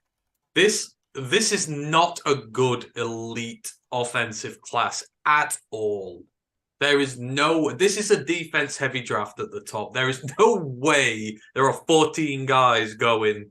Not a chance. That is the safest bet I reckon you can make in this draft. Over 14.5. Absolutely. Right, I'm going to take it all the way down. I'm going to ignore total offensive players because you know where that line is now. Total O-lineman. Set my line. I'm not big on them. I said there'd be more tight ends at one point than these guys, but I think teams are going to reach if they are because it's not a good class. There's only a couple really good tackles. I don't think there's any day one guards. I don't think Skoronski, you really even count him as a guard, if I'm being honest. Like who's the interior offensive lineman who has a first round grade if you don't count Skoronski? Is it Torrance? I don't buy into Torrance. I don't have a first round grade on him personally. Schmitz, the centers were getting love for the first round. Schmitz and Tipperman both had outside shots at it. I could see that. But again, you've got. The thing about Schmitz is he had such a bad postseason go in the All-Stars and whatever. He wasn't good in the Senior Bowl. He wasn't great in the Combine. His tape is exceptionally good. But that's the thing. The level of DT in the Big Ten is pretty good. You think he's against the likes of Mozzie Smith, Keanu Benton, all these guys. A lot of potentially decent tackles coming out this year. So I think you got good tape against some of these guys. Then that's why I like Benton's tape. I would set this at 3.5. I'm with Chris. I would set this at 3.5. I think you got Paris Johnson, Broderick Jones, Skoronski, and then you either add a center or maybe like Darnell Wright. Darnell Wright? Yeah. But so, like 3.5 is just, again, I'm playing the bookie here. It's just enough buzz after 3 to make people blink a little bit, and they're either reaching for the 4 at the over, or they don't really have a lot of room to breathe at the 3. I think 3.5 is the right line if you're trying to get even money on both sides. Again, I'd smash the over on that because you've got. I mean, I think Skoronski and Jones and Wright and Johnson will all go, and then I'm looking at like pick 27, pick 28, pick 29. I can see someone like the Bengals taking like the 5th best tackle at pick 28. I did have the Bills picking DeJuan Jones because they need a tackle who can run the football behind. But I agree with Chris. Darnell Wright, with all due respect to Darnell Wright, he has been a second-round pick, a later second-round pick for most of this process. And he has been during the college season, because I keep an eye on it during the college season because we do the show. He was never in consideration as a first-round pick. And for me, this is all a result of there are no completely elite offensive linemen at the top this year. Not the top tackle-wise, not left tackles. And that dilutes the market down. Don't forget, Darnell Wright is going to be a right tackle at the next level only. That dilutes his value right there. He's not going to be a left tackle at the next level. He's not good enough to be. So I'm Chris. I think 3.5. I could see that struggle to be reached. I really could, but a team's going to be stupid and really overdraft guys just because of positional value. That might be the thing that swings it. All right, the line is 5.5, and And the over is a massive favourite. I'm sorry, I got favourite. really distracted for a second. How many did you say? 5.5 is minus. Get the hell out of here. Minus 500 over 5.5. The under is plus 350. I have the number at 7 offensive linemen going, personally. And that's a load of reaches. A lot of reaches. Okay, but DeJuan Jones and guys like that are not first-round picks. They will be first-round picks because they are offensive linemen and offensive linemen only, not because they are talented enough. And that's the trouble with it. If we're going on pure skill and drafting there shouldn't be more than 3 offensive linemen going in this draft at number 1 in the first round. Apologies to the people on Twitch who are having to come over to YouTube. I know they probably can't hear me, but again, Twitch is screwing up, which is really annoying. I think the multi-stream sometimes just doesn't work very well. Let's move it on to quarterbacks, because we all know that probably 4 are going. Maybe 3, maybe 4. 4. Maybe 5. Where are you sticking the line here?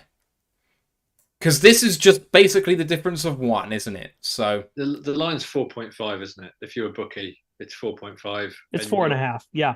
It's, and your X factor is you're hoping to get a lot of people who are just really high on this belief that Hendon Hooker is a first-round quarterback. Yeah, line's 4.5. Over is minus 190, under plus 150. I'm hammering the under. Give me the under. Like people still believe that like there's going to be this run to get guys like Hooker. And by the way, after Hooker, huge drop off until we're talking about the round where guys like Jake Hayner and Dorian Thompson Robinson have their grades at. Like UCLA stan. Oh. I'm sorry. No. No. I'm a UCLA stan. I love Dorian Thompson Robinson. Well, now also FU now, but as a Trojan. Yes, I know you're an SC boy. But yeah, like I understand where the love for Hendon Hooker comes from. He narrative wise, he has everything on his side, right? But the amount of marks of a torn ACL, of age, of the fact that he was running that system at Tennessee for so long, the reality will smack some people in the face as to where he goes. And as a bookie, though, you are just basically that half is the tantalizing part. That half, because there's so much fuzz around where Hooker goes. Because yeah, maybe a team gets stupid and decides to really go for them. Maybe like, I don't know, the Colts decide they're going to just trade back and they'll be happy with Hendon Hooker or something really dumb like that. Like that's enough to keep people tantalized and keep this line at 4.5.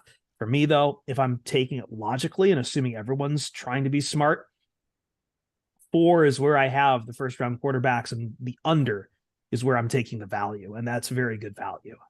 I'm going to give you... Absolutely. I mean... Yeah. Sorry, I was about to say, the line really wouldn't change for the top 100, would it?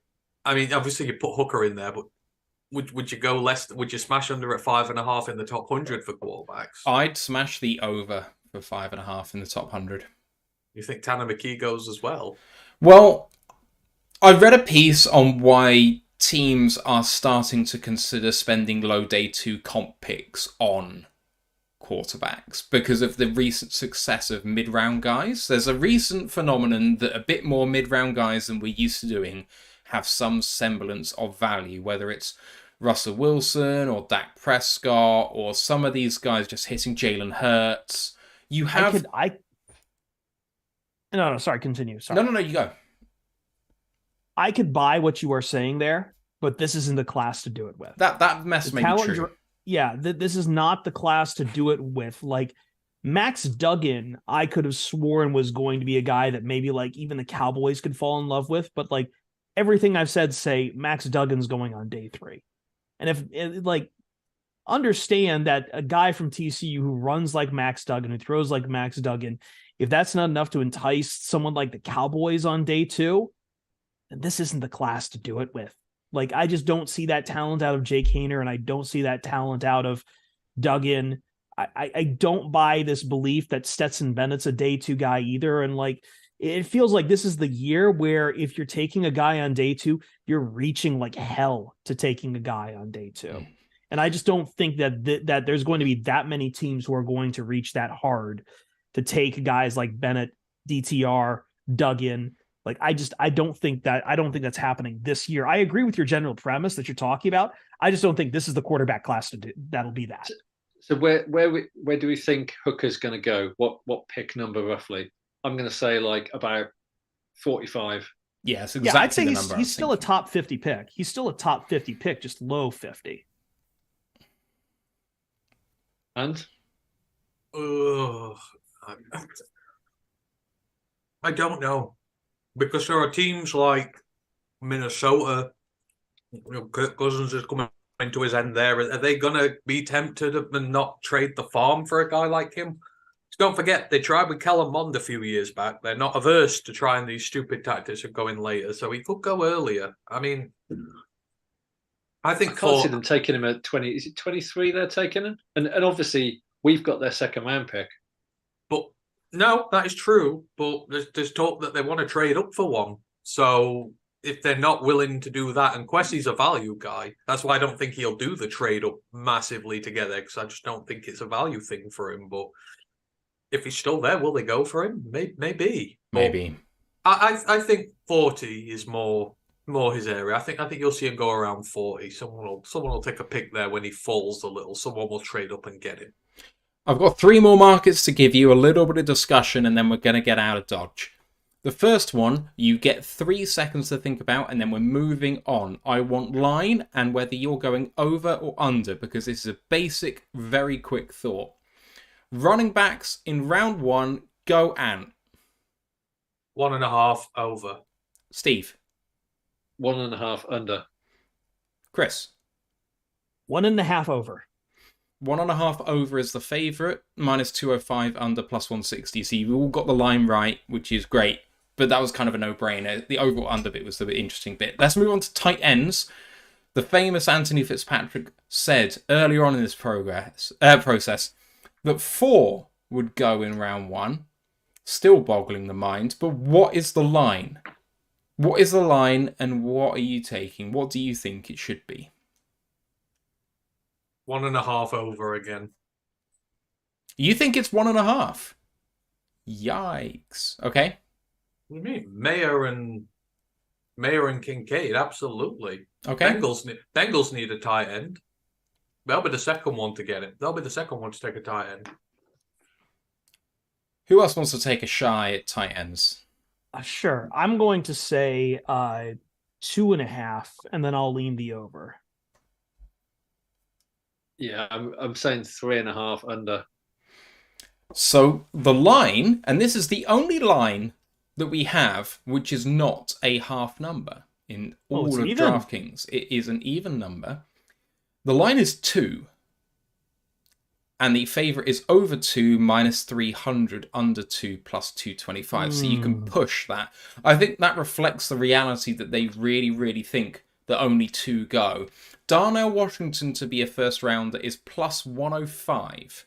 So I think that's why I think that's a good bet, because I think he's the classic guy where someone's going to come up from the second round and take him at like 29, 30, 31.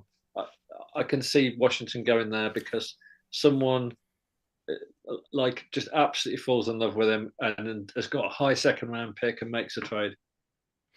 All right, the last market that we have, and then we'll just chat some fun stuff. We've mentioned this group before.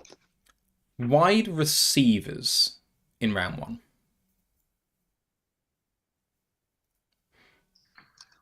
I've already discussed the odds about who's the first to go, and that might inform this conversation or not. So I'm saying like 2.5. 2.5, and you would take 3.5 under. So I think you tipped your hand by saying there's no more even. That tight ends was the last even number that DraftKings Yeah, they're all halves here. Mm-hmm. I'm actually going to juice this a bit. I'm going to say 4.5. And you would take? I would personally take. I would personally take the under, but I think the favorite is probably towards the over. Okay, the line is 3.5. The favorite is over -140. It is under is +110. I personally like the under here. I think 3 is the magic number for the wide receivers, because if Zay Flowers is the favorite to go second, and I have him going in the late 20s, then you got to have a little bit of a rush on there. I don't know who's taking Zay Flowers. I feel like he's a perfect guy for the Bills, the Chiefs. But you're talking about two guys picking really late.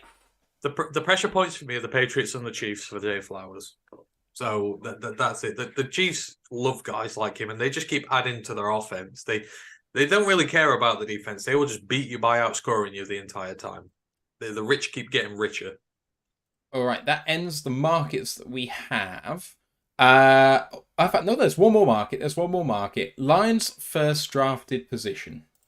I have to find this now. Draft team specials, NFC North, the Detroit Lions, position of the team's first drafted player. I want you to try and give me the order of likelihood, because trying to ask you to give me the odds, I think, is a hiding to nothing. Yeah. Maybe give me the odds of the favorite, and then give me the order beyond that.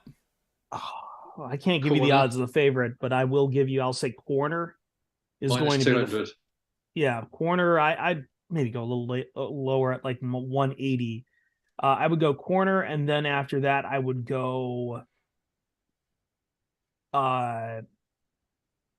Is it just D line or is it split? D line and edge are together. D line and edge are together. Yeah, D line is just one thing. God, okay, that might change things for me. Because that puts Carter and Anderson and Wilson all in one pot. Okay, damn, that might even change who I might have as a favorite then. Corner, edge, quarterback. Yeah, I was going to say that order. I was trying to figure out what to do because Jalen Carter seems like an easy landing spot for the Lions. But if he's lumped together with edge, then yeah, corner, edge, quarterback would be how I would go. So I think that top 5 is really interesting here. Corner is favorite. You have that correct. Then D lineman / edge. Quarterback is 3. But the smoke about running back that we were talking about earlier, and the smoke we've had about Bijan being a perfect fit, but it's not running back at 4. It's wide receiver at 4, I think, because of recent events, with running back at 5.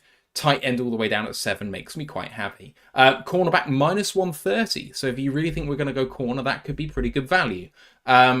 Quarterback +1,000. So not out of the realm. I'm fancying quarterback as value there. Personally, at +1,000, that seems fairly like a flyer. We're talking about Stroud or Richardson possibly falling to 6, and they gotta be tempted.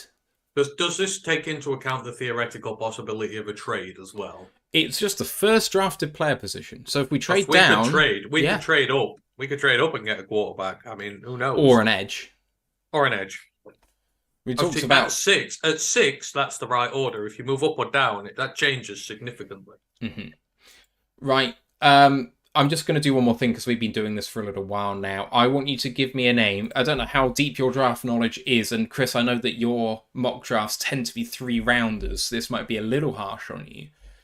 I want you to give me the name of the person going last in this draft. Mr. Irrelevant's name. Take a swing. And if you are right, we can revisit this video and you can be heralded as a hero.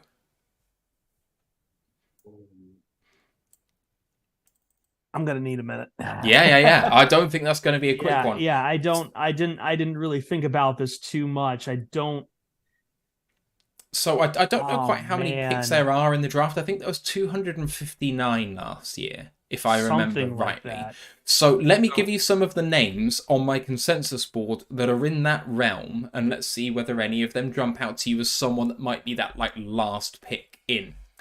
Let's go from 250. Caleb Murphy, edge, Ferris State. Carlton Marshall, inside linebacker, Troy. Justin Shorter, wide receiver, Florida. Cedric Dort Jr., cornerback, Wisconsin. Tavius Robinson, edge, Ole Miss. Trading the third, safety, Florida. Savokier Dennis, outside linebacker, Pittsburgh. Tyson Bajan, quarterback, Shepherd. Cameron Peoples, running back, Appalachian State. Habakkuk Baldonado, edge, Pittsburgh. And Blake Whiteheart, tight end, Wake Forest. That's the top. That's 250 to 260, but it might not come from that group. I will tell you that this board is going to be out of date because Pro Football Network have Chandler Zavala at 575 on their board, which means that he's down in this realm as well. There are a few names that I like here. Mo Ibrahim, 243. Ventrell Miller, 244. I like Tyson Bajan being the that Texans guy. own the pick, by the way. So you're going to have to figure Texans the team own the pick. Texans own the pick. Because I was going to go quarterback here, but I don't think they're going to take a guy at 2 and then take another guy at Mr. Irrelevant. It's the 7th round. Like, we need to stop acting like the 7th round really matters. I will. I'm split between the Florida wide receiver you mentioned. I do know Blake Whiteheart from what he did at Wake Forest decently enough. I'm going to go a little bit on the Deacon side. I think Whiteheart he's a fascinating guy, but he's absolutely fascinating in that late day 3 kind of way that I will make Blake Whiteheart my pick for Mr. Irrelevant. I'm going to go with my guy from Coastal Cal. I'm going to have Lance Boykin, cornerback. I had him as like a round 7 pick a few times, and I kind of like him. So I think he might go back there. Well, I've said that the Lions are going to take Jake Moody with their last pick. So I'm going, I'm saying, what's the other kicker? Is it Christopher Dunn from North Carolina? I'm taking him with NC State. Yeah. Great kicker. I am going to go with someone a bit closer to home, someone who's getting a lot of love right now to get drafted, who has not been someone who's had a lot of love up until the last couple of weeks, who's Sidi Sow, and I know that Eric likes this guy. Guard, Eastern Michigan. He's at 323 on the board, but I think he's athletic enough that people are going to give him a go. I know inside lineman is not exactly a sexy pick for the Mr. Irrelevant, but there's lots of good guys down here in this sort of 300 range. We've got Aubrey Miller from Jackson State that we've talked about a bit. Not a chance. He's getting drafted. There you go. See, there's like Kobe Turner's down here as well, and he for PFF is in the top 100. But for TDN and PFN, they're in like 300s, 400s. So there's so many players. There's 1,500 players eligible or something. So picking number 259 is pretty difficult. Right, what else have we got here? Couple of other fun things, and then maybe you can bring some hot takes. Number of trades in the first round. Oof. Ooh. And Last trades year in the was first crazy, round, wasn't it? Last year was bad. Last year was bad, but everything that's happened up to date doesn't count. Everything that happens from sorry, damn Liverpool. Everything that's happened up to now is a wash. If anything happens from now, I'm counting it because we're basically in draft day. We're 27 hours away from the draft kicking off, so anything from now is a trade. In the first round, did you say? Yeah, first round trades. Aaron Rodgers' trade doesn't count. 5.5. I'll take over. 5.5. 5.5. I'll take. I'm going to set this at even at 4, and then probably push. That's very confident. I need to end this somehow ballsy a little bit. Yeah, I think there's definitely going to be one trade in the top 5, and then I think it will kind of stick for a bit, but then I think when it gets to around sort of between anything after 15, I reckon there's going to be at least a couple of trades between 15 and 25, and then maybe like another one at the back end of the round. So 4. I think 4 is a good shout, Chris. I'd set the line at 3.5 and take the under. Matt, please tell me that these gesticulations that you're making, that you're not really like worrying about whether Liverpool are going to finish 7th or 8th. And really wants to get to the. Actually, I don't think you get any Europa Conference League this year, do you? I don't Not know. in Would you make seventh. UCL? Let me tell you, UECL is fun time. As someone who has the first ever hardware from that.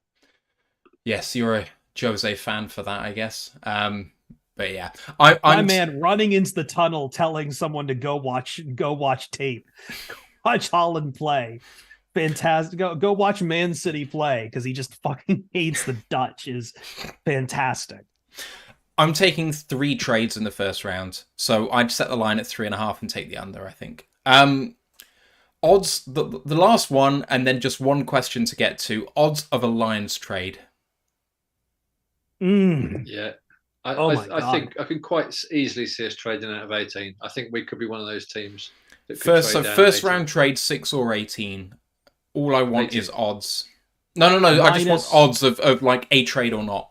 Minus see that because it's close enough to a toss up, so I don't want to juice the odds too much, but still I'd probably say like minus 145. I'd go something like that as well. Yeah, I think that's about right. Yeah, I want to juice it a little bit more than that. I think it could be like minus 200. I wouldn't go above 200, but still, like I agree with the larger principle that like Brad Holmes has shown he likes to move around on the draft board. Oh yeah, He especially likes up. He's not had history of trading down whatsoever, but up he loves. So yeah, I know it makes Jeremy very upset. I know, but we don't need any more picks. Like I can see us trading down once, but up 3 times or something in the entire draft. I can see like a maneuvering happen, but. So I was going to say this. I wanted to make a couple of personal ones with you guys before we did this. Yeah. So there were 2 I had in mind. So the first, whoever wants to take this is fine. But the first, like me and you, Matt, did the other year, this is for a bottle of something nice. It doesn't matter what it is, but the trade is there. So I'm going to say a statement. If you disagree, the bet is on. So for me, I was going to say the Detroit Lions trade 3 times in this draft. Total 7-round draft. Yeah, 3. They're going to trade. They're going to trade 3 times in this draft. Okay. If you disagree, either one of you, it's a bottle of something nice. I think they're going to trade a lot. I think 3 is where it's at. I will take you up on it. You will? Yeah. Okay. I'll take the under on that. You didn't say we have to take under or over. I'm just taking anything but 3. I'm taking the 3. field. Okay. All right. There's 1. And then the second one, I may be rinsing myself out money here. This is for a Crater Beer. And I am very confident in this. The Detroit Lions will draft a member of the Illinois Fighting Illini in this draft. Sidney Brown. Hold on. Sydney, Hold Chase. on. I need to pull the handbrake on this podcast for a second because I got crushed early on before we went on air about saying it as Milan and not Milan.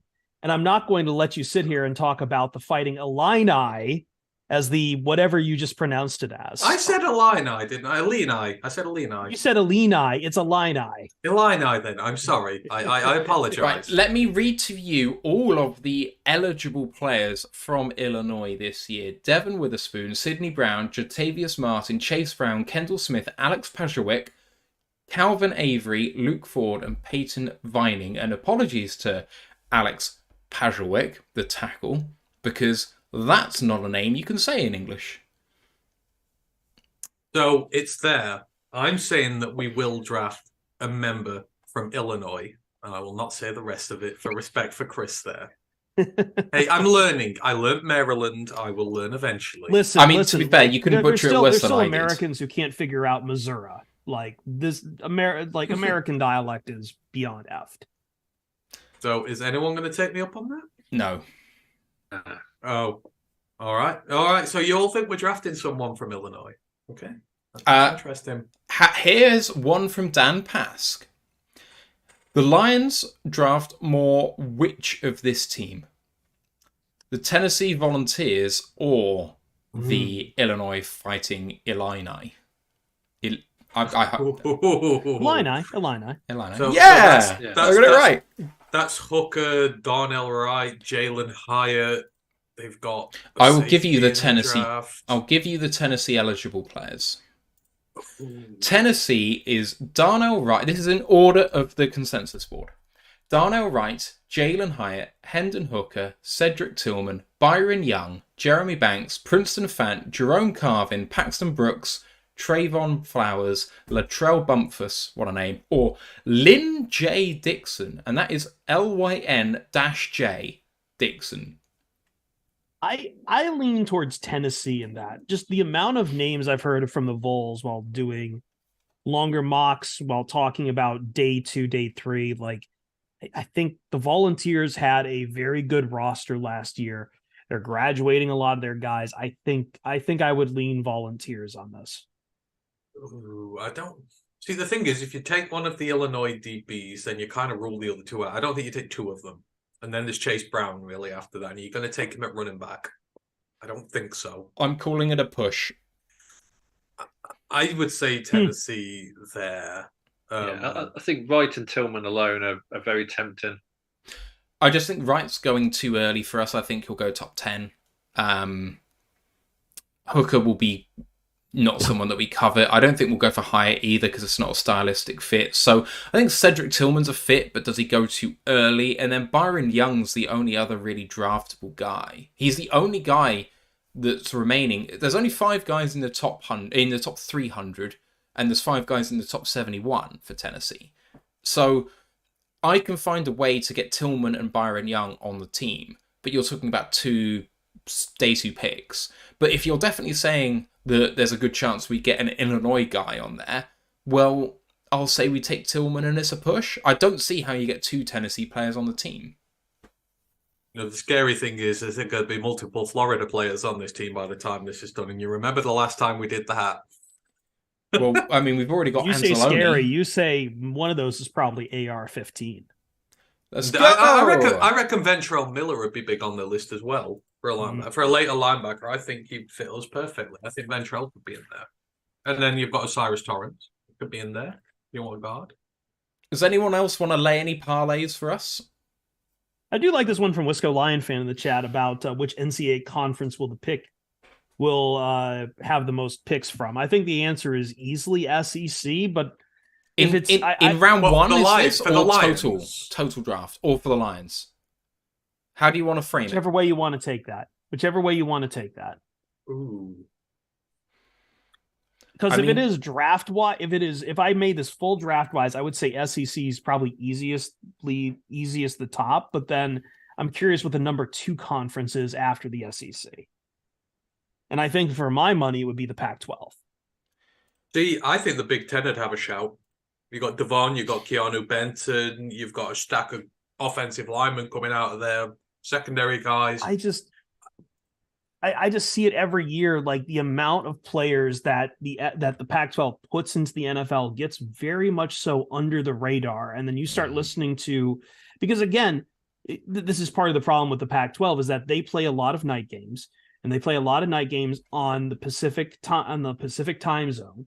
And if you know anything about how late some of these games starts and how people decide to tap out on Saturday night from watching Pac-12, unless you are one of the degens watching Pac-12 after dark, it does push down the Pac-12's relevance. And it's been one of their problems about, them branding their conference and them selling their conference. But they're the athletes from the states of Oregon, Washington, and California are really, really good. The high school talent that comes out of California and Nevada schools like St. John Bosco, out of oh God, I'm forgetting the other one. But there are some fantastic athletes coming out of the West that go to the Pac-12 that just don't get the pub until draft night. I think the thing about we had four from the Pac-12 in 2021. Lions loved it in 2021, but only one last year, which was Chase Lucas. I don't know. It's a weird one. I think Big Ten's going to be biggest for us this year. I do. That's my hot take. I think that it will be SEC, but the thing about the Pac-12 that goes underrated, and it's the thing about the Big 12 as well, is that because the NFL's a passing league, and because those conferences are passing conferences, the ability to translate those players to the NFL is far easier when it comes to draft evaluation. Trying to work out what a Big Ten wide receiver is going to do, unless they come from Ohio State, is not as simple. Are you ever going to take a Michigan wide receiver and feel confident in your evaluation? Ever? Yeah, Like, and I mean that's hard. also too, you're talking about places where you have great high school talent that is then funneling to those colleges. Like the Big 12 sits on top of Texas. Texas is the largest high school like market for football talent in the country. The Pac-12 sits on California, which really isn't far behind, and California schools pump out throwing like quarterbacks and receivers like nobody's business. Like it's in the DNA of those places. All right, we've got one question. Christ. What? Oh, sorry. I was just looking at the stuff about Colorado. Right, Crazy. yeah. 41 players in the portal's just ridiculous.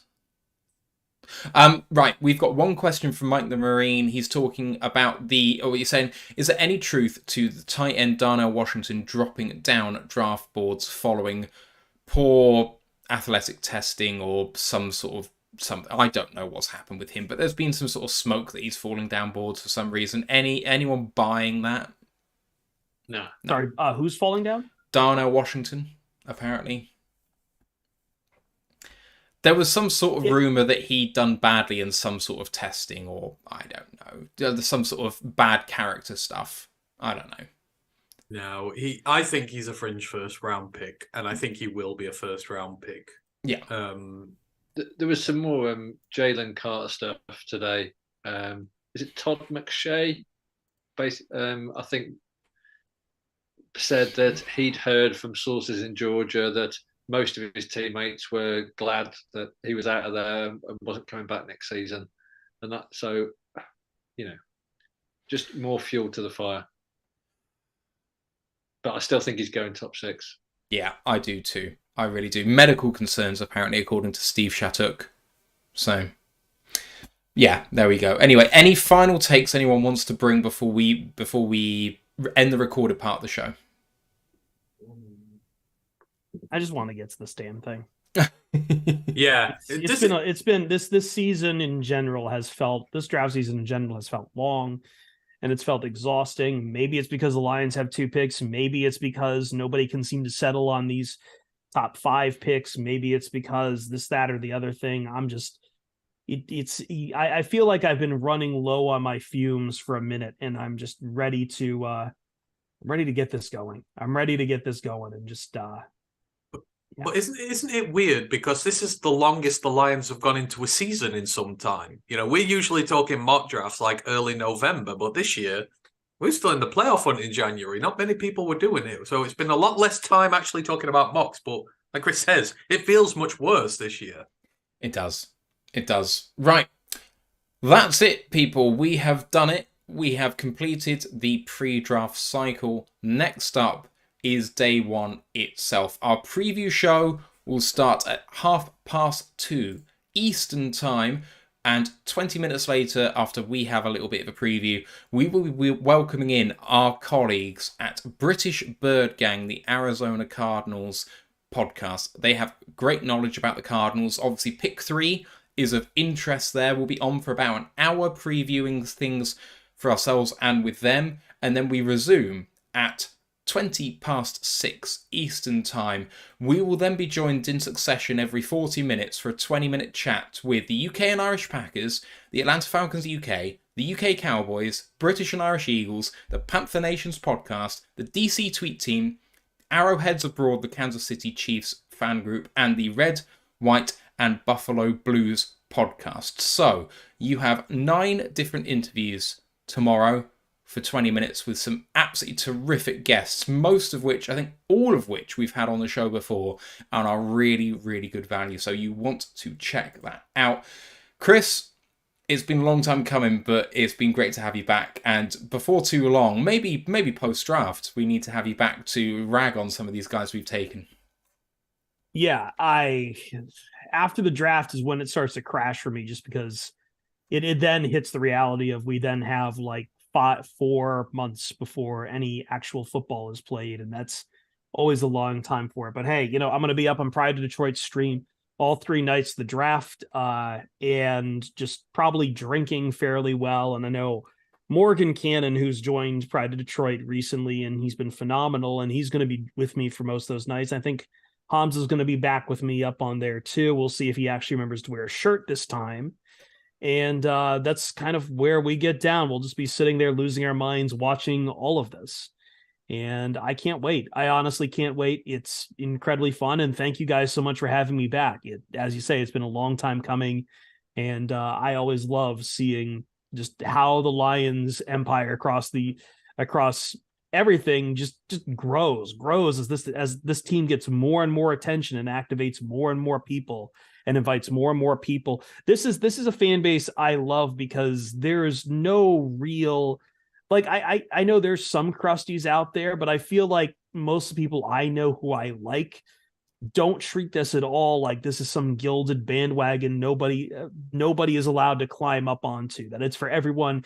Everyone can join in because the Detroit Lions are fun, they're exciting, and they get a lot of positive energy right now.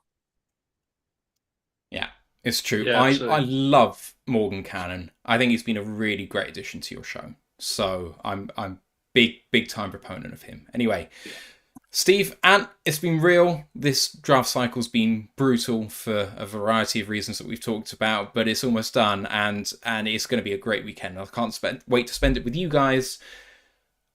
But for now, let's go Lions One Pride. Tomorrow, it's all going down. What could go wrong? Bye, Karen. Recording stopped. Right. That's done. 100 bits from Wisco Lions fan. Thanks, Jill. Says Chris should bring Rural Lions UK on the POD. Jeremy's the one who controls the guests on First Bite, not me. I will pass that one off. But yeah, no, we can definitely get you on at some point. I was going to say I didn't realize you guys had a show. I'd give you the Zoom link for the Pride of Detroit stream, because God knows my day 3 I'm going to be losing my mind. So, Chris, you might be able to tell us a more accurate answer to this, but what would the over-under be on Jeremy's amount of mock drafts he does, which he convinces us he doesn't do during the off-season, but we know he does? Well, he started, I noticed, to hand those off to Eric and Ryan and has let them be the ones who brand themselves of it. But he does... I think he understands how this sausage gets made in this world, especially at SB Nation. So he probably still does at least 3, 4, or 5 a year. And he said it was just one. He said he didn't pick it up till the other day when you did your stream. Yeah, we all know that's a fib. Grim. I'd have to go back through his author profile on SB Nation, try to figure out how many he's done. So with you guys at POD, like the 6, 7, 8 of you, is there any consensus in terms of pick 6? Like, do you think you've got like a broad consensus, or is it just all still complete fragmentation of ideas? No, and a lot of this is because I'm a very stupid fool who really wants Anthony Richardson. Yes, I think Witherspoon is maybe the one that's starting to feel like it, but then, as I said, Alex Reno, who only seems to appear once every blue moon, seems to really like Christian Gonzalez. And I know Jeremy wrote the article for Tyree Wilson. I don't know which way he leans. Like, and even if you took quarterback out of that, I would probably be leaning towards like Jalen Carter. I'm not a big on. I feel like if we get to draft night and the Lions end up, sorry, I'm hiccuping it. If the Lions take a corner at 6, I'm not going to lie, I'm going to feel a little disappointed. Not because the Lions haven't, not because, ooh, spooky, we took a CB at 3 a while ago and it didn't work. No, not because of that, but like, it just, I like big, immediate impact guys, and I like guys up front, and I like the trenches. I like the trenches attitude of this coaching staff. So I'm like, you'll make me happy with someone like a Stroud or Richardson or Anderson, or even maybe Tyree Wilson. And maybe I could be talked into one of the corners, but you're going to have to talk me into the corners right now. I think that's kind of where I'm at. So, but I think I go against most of the other POD guys who are more than happy to take Gonzalez and or Witherspoon. So I'd love Witherspoon at 6, but it's just that human nature. It's just that your genetic makeup that makes you think, yeah, but we could get Will Anderson, or we could get Jalen Carter, or we could get Anthony Richardson. You just want the bone crunching guys, man. Yeah. But I still think Witherspoon at 6, I'd be okay. I'd be more than okay with that. Don't overthink it. Yeah, I'm not gonna be like mad about it. I'm just gonna be like, it's good. We used our 6 overall pick. We're building. Do you get the feeling there is serious vibe that they might go to 3, or is that just more fantasy? Do you actually think it's something they do? I think it's been fueled by the fact that we have this idea of like, hey, remember when Brad Holmes almost tried to had to be held back from trading up for Jamar Chase, and someone had to hold him back from trading. What was it? Was that the 8th pick that year? The 7th? 7th, yeah. Yeah. So like, I think that fuels it. I think they understand to let the market go where it is. I don't buy that they'll trade up. I'm not going to discount it completely. I just don't think, if you're asking what I think is likely to happen, I don't think it's likely to happen.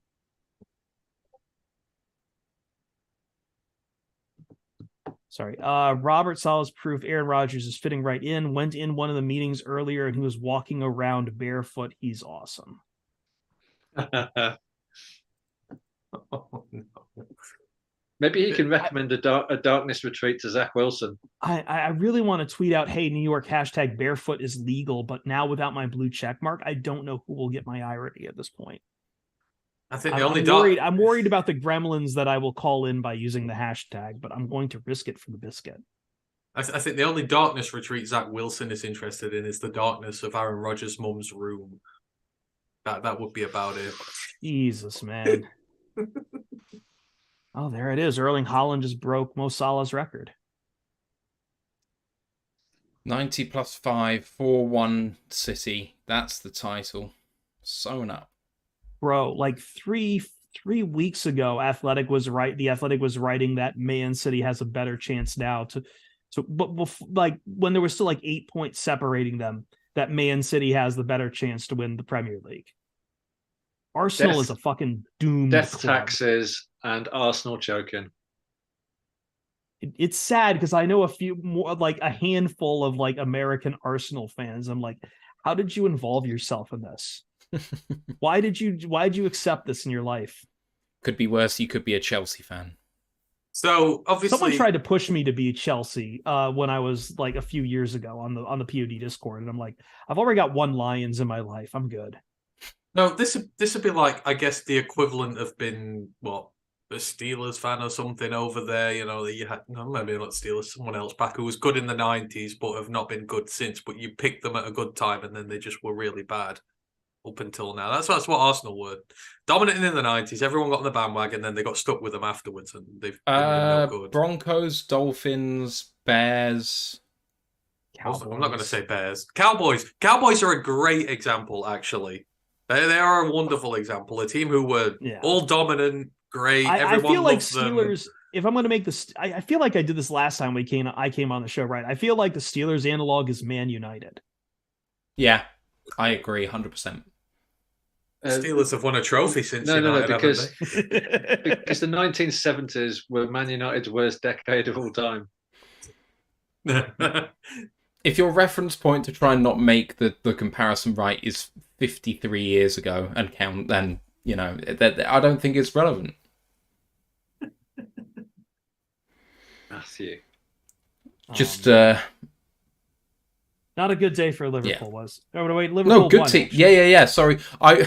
The Patricia Lions were more like Man United, you know, just overpaid, useless, not able to do a goddamn thing. I am glad that in his sojourn to the lovely beaches of Saudi Arabia, that Cristiano Ronaldo has not stopped killing the careers of managers. Yeah, I was dismayed at a comment my best mate said when he said, "What the hell?"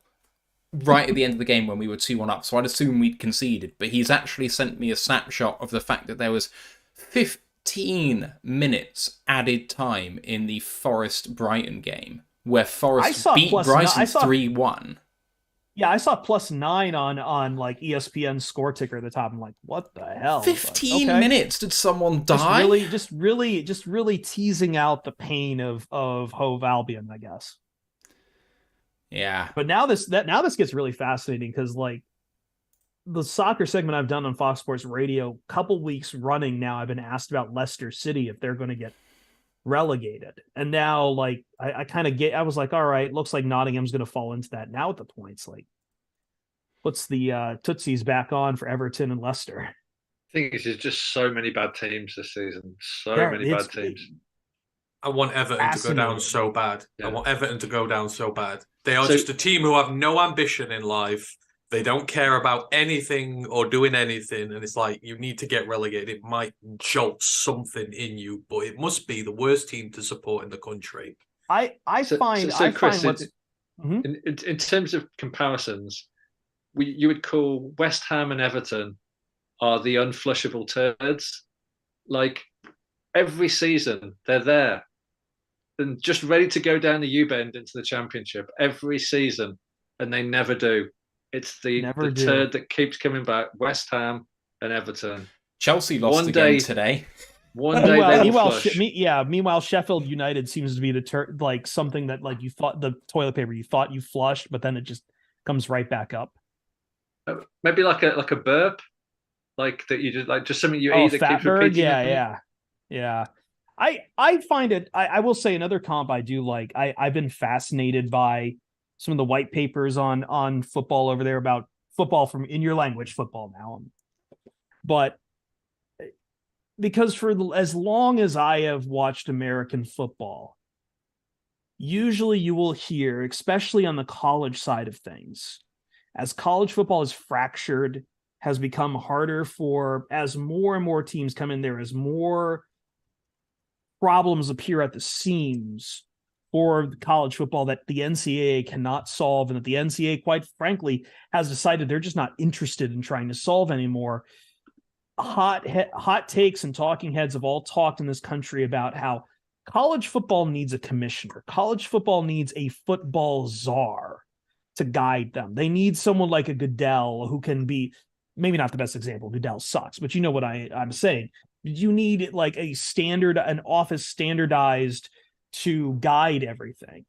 And I was telling Matt before you guys came on, I've fallen in love with Kira Maguire's Price of Football podcast, and all they have been talking about the last month or so has been the idea of the independent regulator that they're trying to will into existence for the English Football League and for the Premier League to try to fix some of these problems that have, especially the financial problems, have been happening across the system. But I just find it fascinating because a lot of it does mirror in various ways the idea of a college football czar in the United States. I mean, if you use the term dictator, wouldn't that be Nick Saban? But the way you got to think about it, Chris, is you're trying to regulate effectively world financial markets, because football has just become a commodity to wash money. And you've now got the Qatari state, the Saudi state, you've got Russian oligarchs. Bro, excuse me, let me try to make this right by your language. Inter Milan is apparently like, it is literally a crypto scheme at this point. Like the money they flip around. Like, PSG are like those Americans that used to sell Tower Bridge to tourists. Like PSG no. PSG is Amway. It's Amway. So you're not going to be able to regulate until you can regulate world financial markets. You're not going to be able to regulate the Premier League. Yeah, 100%. There was a question in the chat from Cool Down Rat saying, if Philly-loving Rob McElhenney had offered to invest in your lower league football team, would you object? A team like Chesterfield or Bradford? You had to go there, didn't you? That's what he had said. to go there. That's what he said. That's not me. I bet he Not didn't. me. I bet he didn't. Plucky little Chesterfield. You What go I am and read the fast- Twitch chat. I'm I fascinated didn't do by it. this and that. I saw an article float across one of those recommended for you feeds to me about like Ryan Reynolds and Rob McElhenney lost money on Wrexham this year, and they were trying Yeah, to present of like course that they did. thing, Yeah. and I'm like, yeah, you lose money on on football. You lose money on football, but most Americans don't understand that. They just presume like you are investing to make money in sports teams because that's what happens with like NFL evaluations and everything else. But I'm like, yeah, no, that makes sense. This is these guys spending money here because God help them, they have to if they want to get out of the National League. But that's it. That's the 5th division of English football. You know, you get crowds away traveling groups who are like 50 big. If you're lucky, you don't make money, but I don't like them. My local team, who I support, they're 3rd in that division at the minute. We got to go through the Chesterfield? playoffs. We got to go through the playoffs. But I do feel bad for Notts County because I know they scored like the most points in a season they ever have, and it's still 4 less than Wrexham. Probably I more think points it's than a most teams record. have ever had. It's a record if you don't include Wrexham. They've both broken the record. So they've broken the record for most points ever, and they're still not going to go up automatically. Yeah, crazy. Beautiful. Right. But like, I mean, Wrexham's good for the future, like because of the show, because of everything. Like, you have international sales for jerseys on for kits on a National League team. It's beautiful. But like, you've got to go to Wrexham. That's all I'm saying. I don't know enough about Wrexham. Wales to comment there. It's you've very hilly. If you like As hills. as Wales is, as I have been told. Yes, it is all hills. So I'm going to try and say this in the least offensive terms. No, you're not. Cardiff, which is the biggest city in Wales by a long, long, long way, and the capital city, is renowned as the worst of all of the capitals of Great Britain. And then Swansea, which is the second city, there's quite a big drop off. But then That is fast. That is but after fascinating. Swansea, you've then got Wrexham. Now, South Wales and North Wales, they literally don't have a proper road between South and North Wales. There isn't like a motorway. There's not a road bigger than one lane between South and North Wales. So even though that it's like 100 miles in distance, it can take like 3 hours to get from South Wales to North Wales. And when you arrive in North Wales, you then arrive in Wrexham and prepare to be disappointed. That's all I'm saying. It's all the people who couldn't afford to live in Liverpool. I thought you were trying not to offend them there, Steve. I was gonna say, from a Scottish man, like who claims No, Glasgow he's not a Scotsman. as part of the He's not a Scot. He claims he is, but he's not. Plastic Scot, they call me. I mean, Scotland has 4-5 cities that are better than Wrexham. All I've heard about Glasgow is how much people there like stabbing.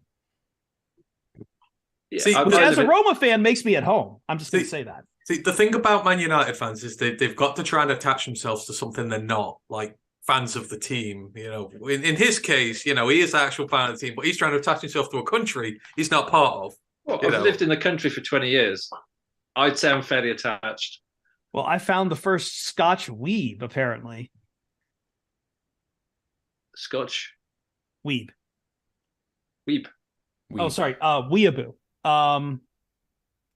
Is that not a term over in the UK? I know it's like big around here. I'm sure.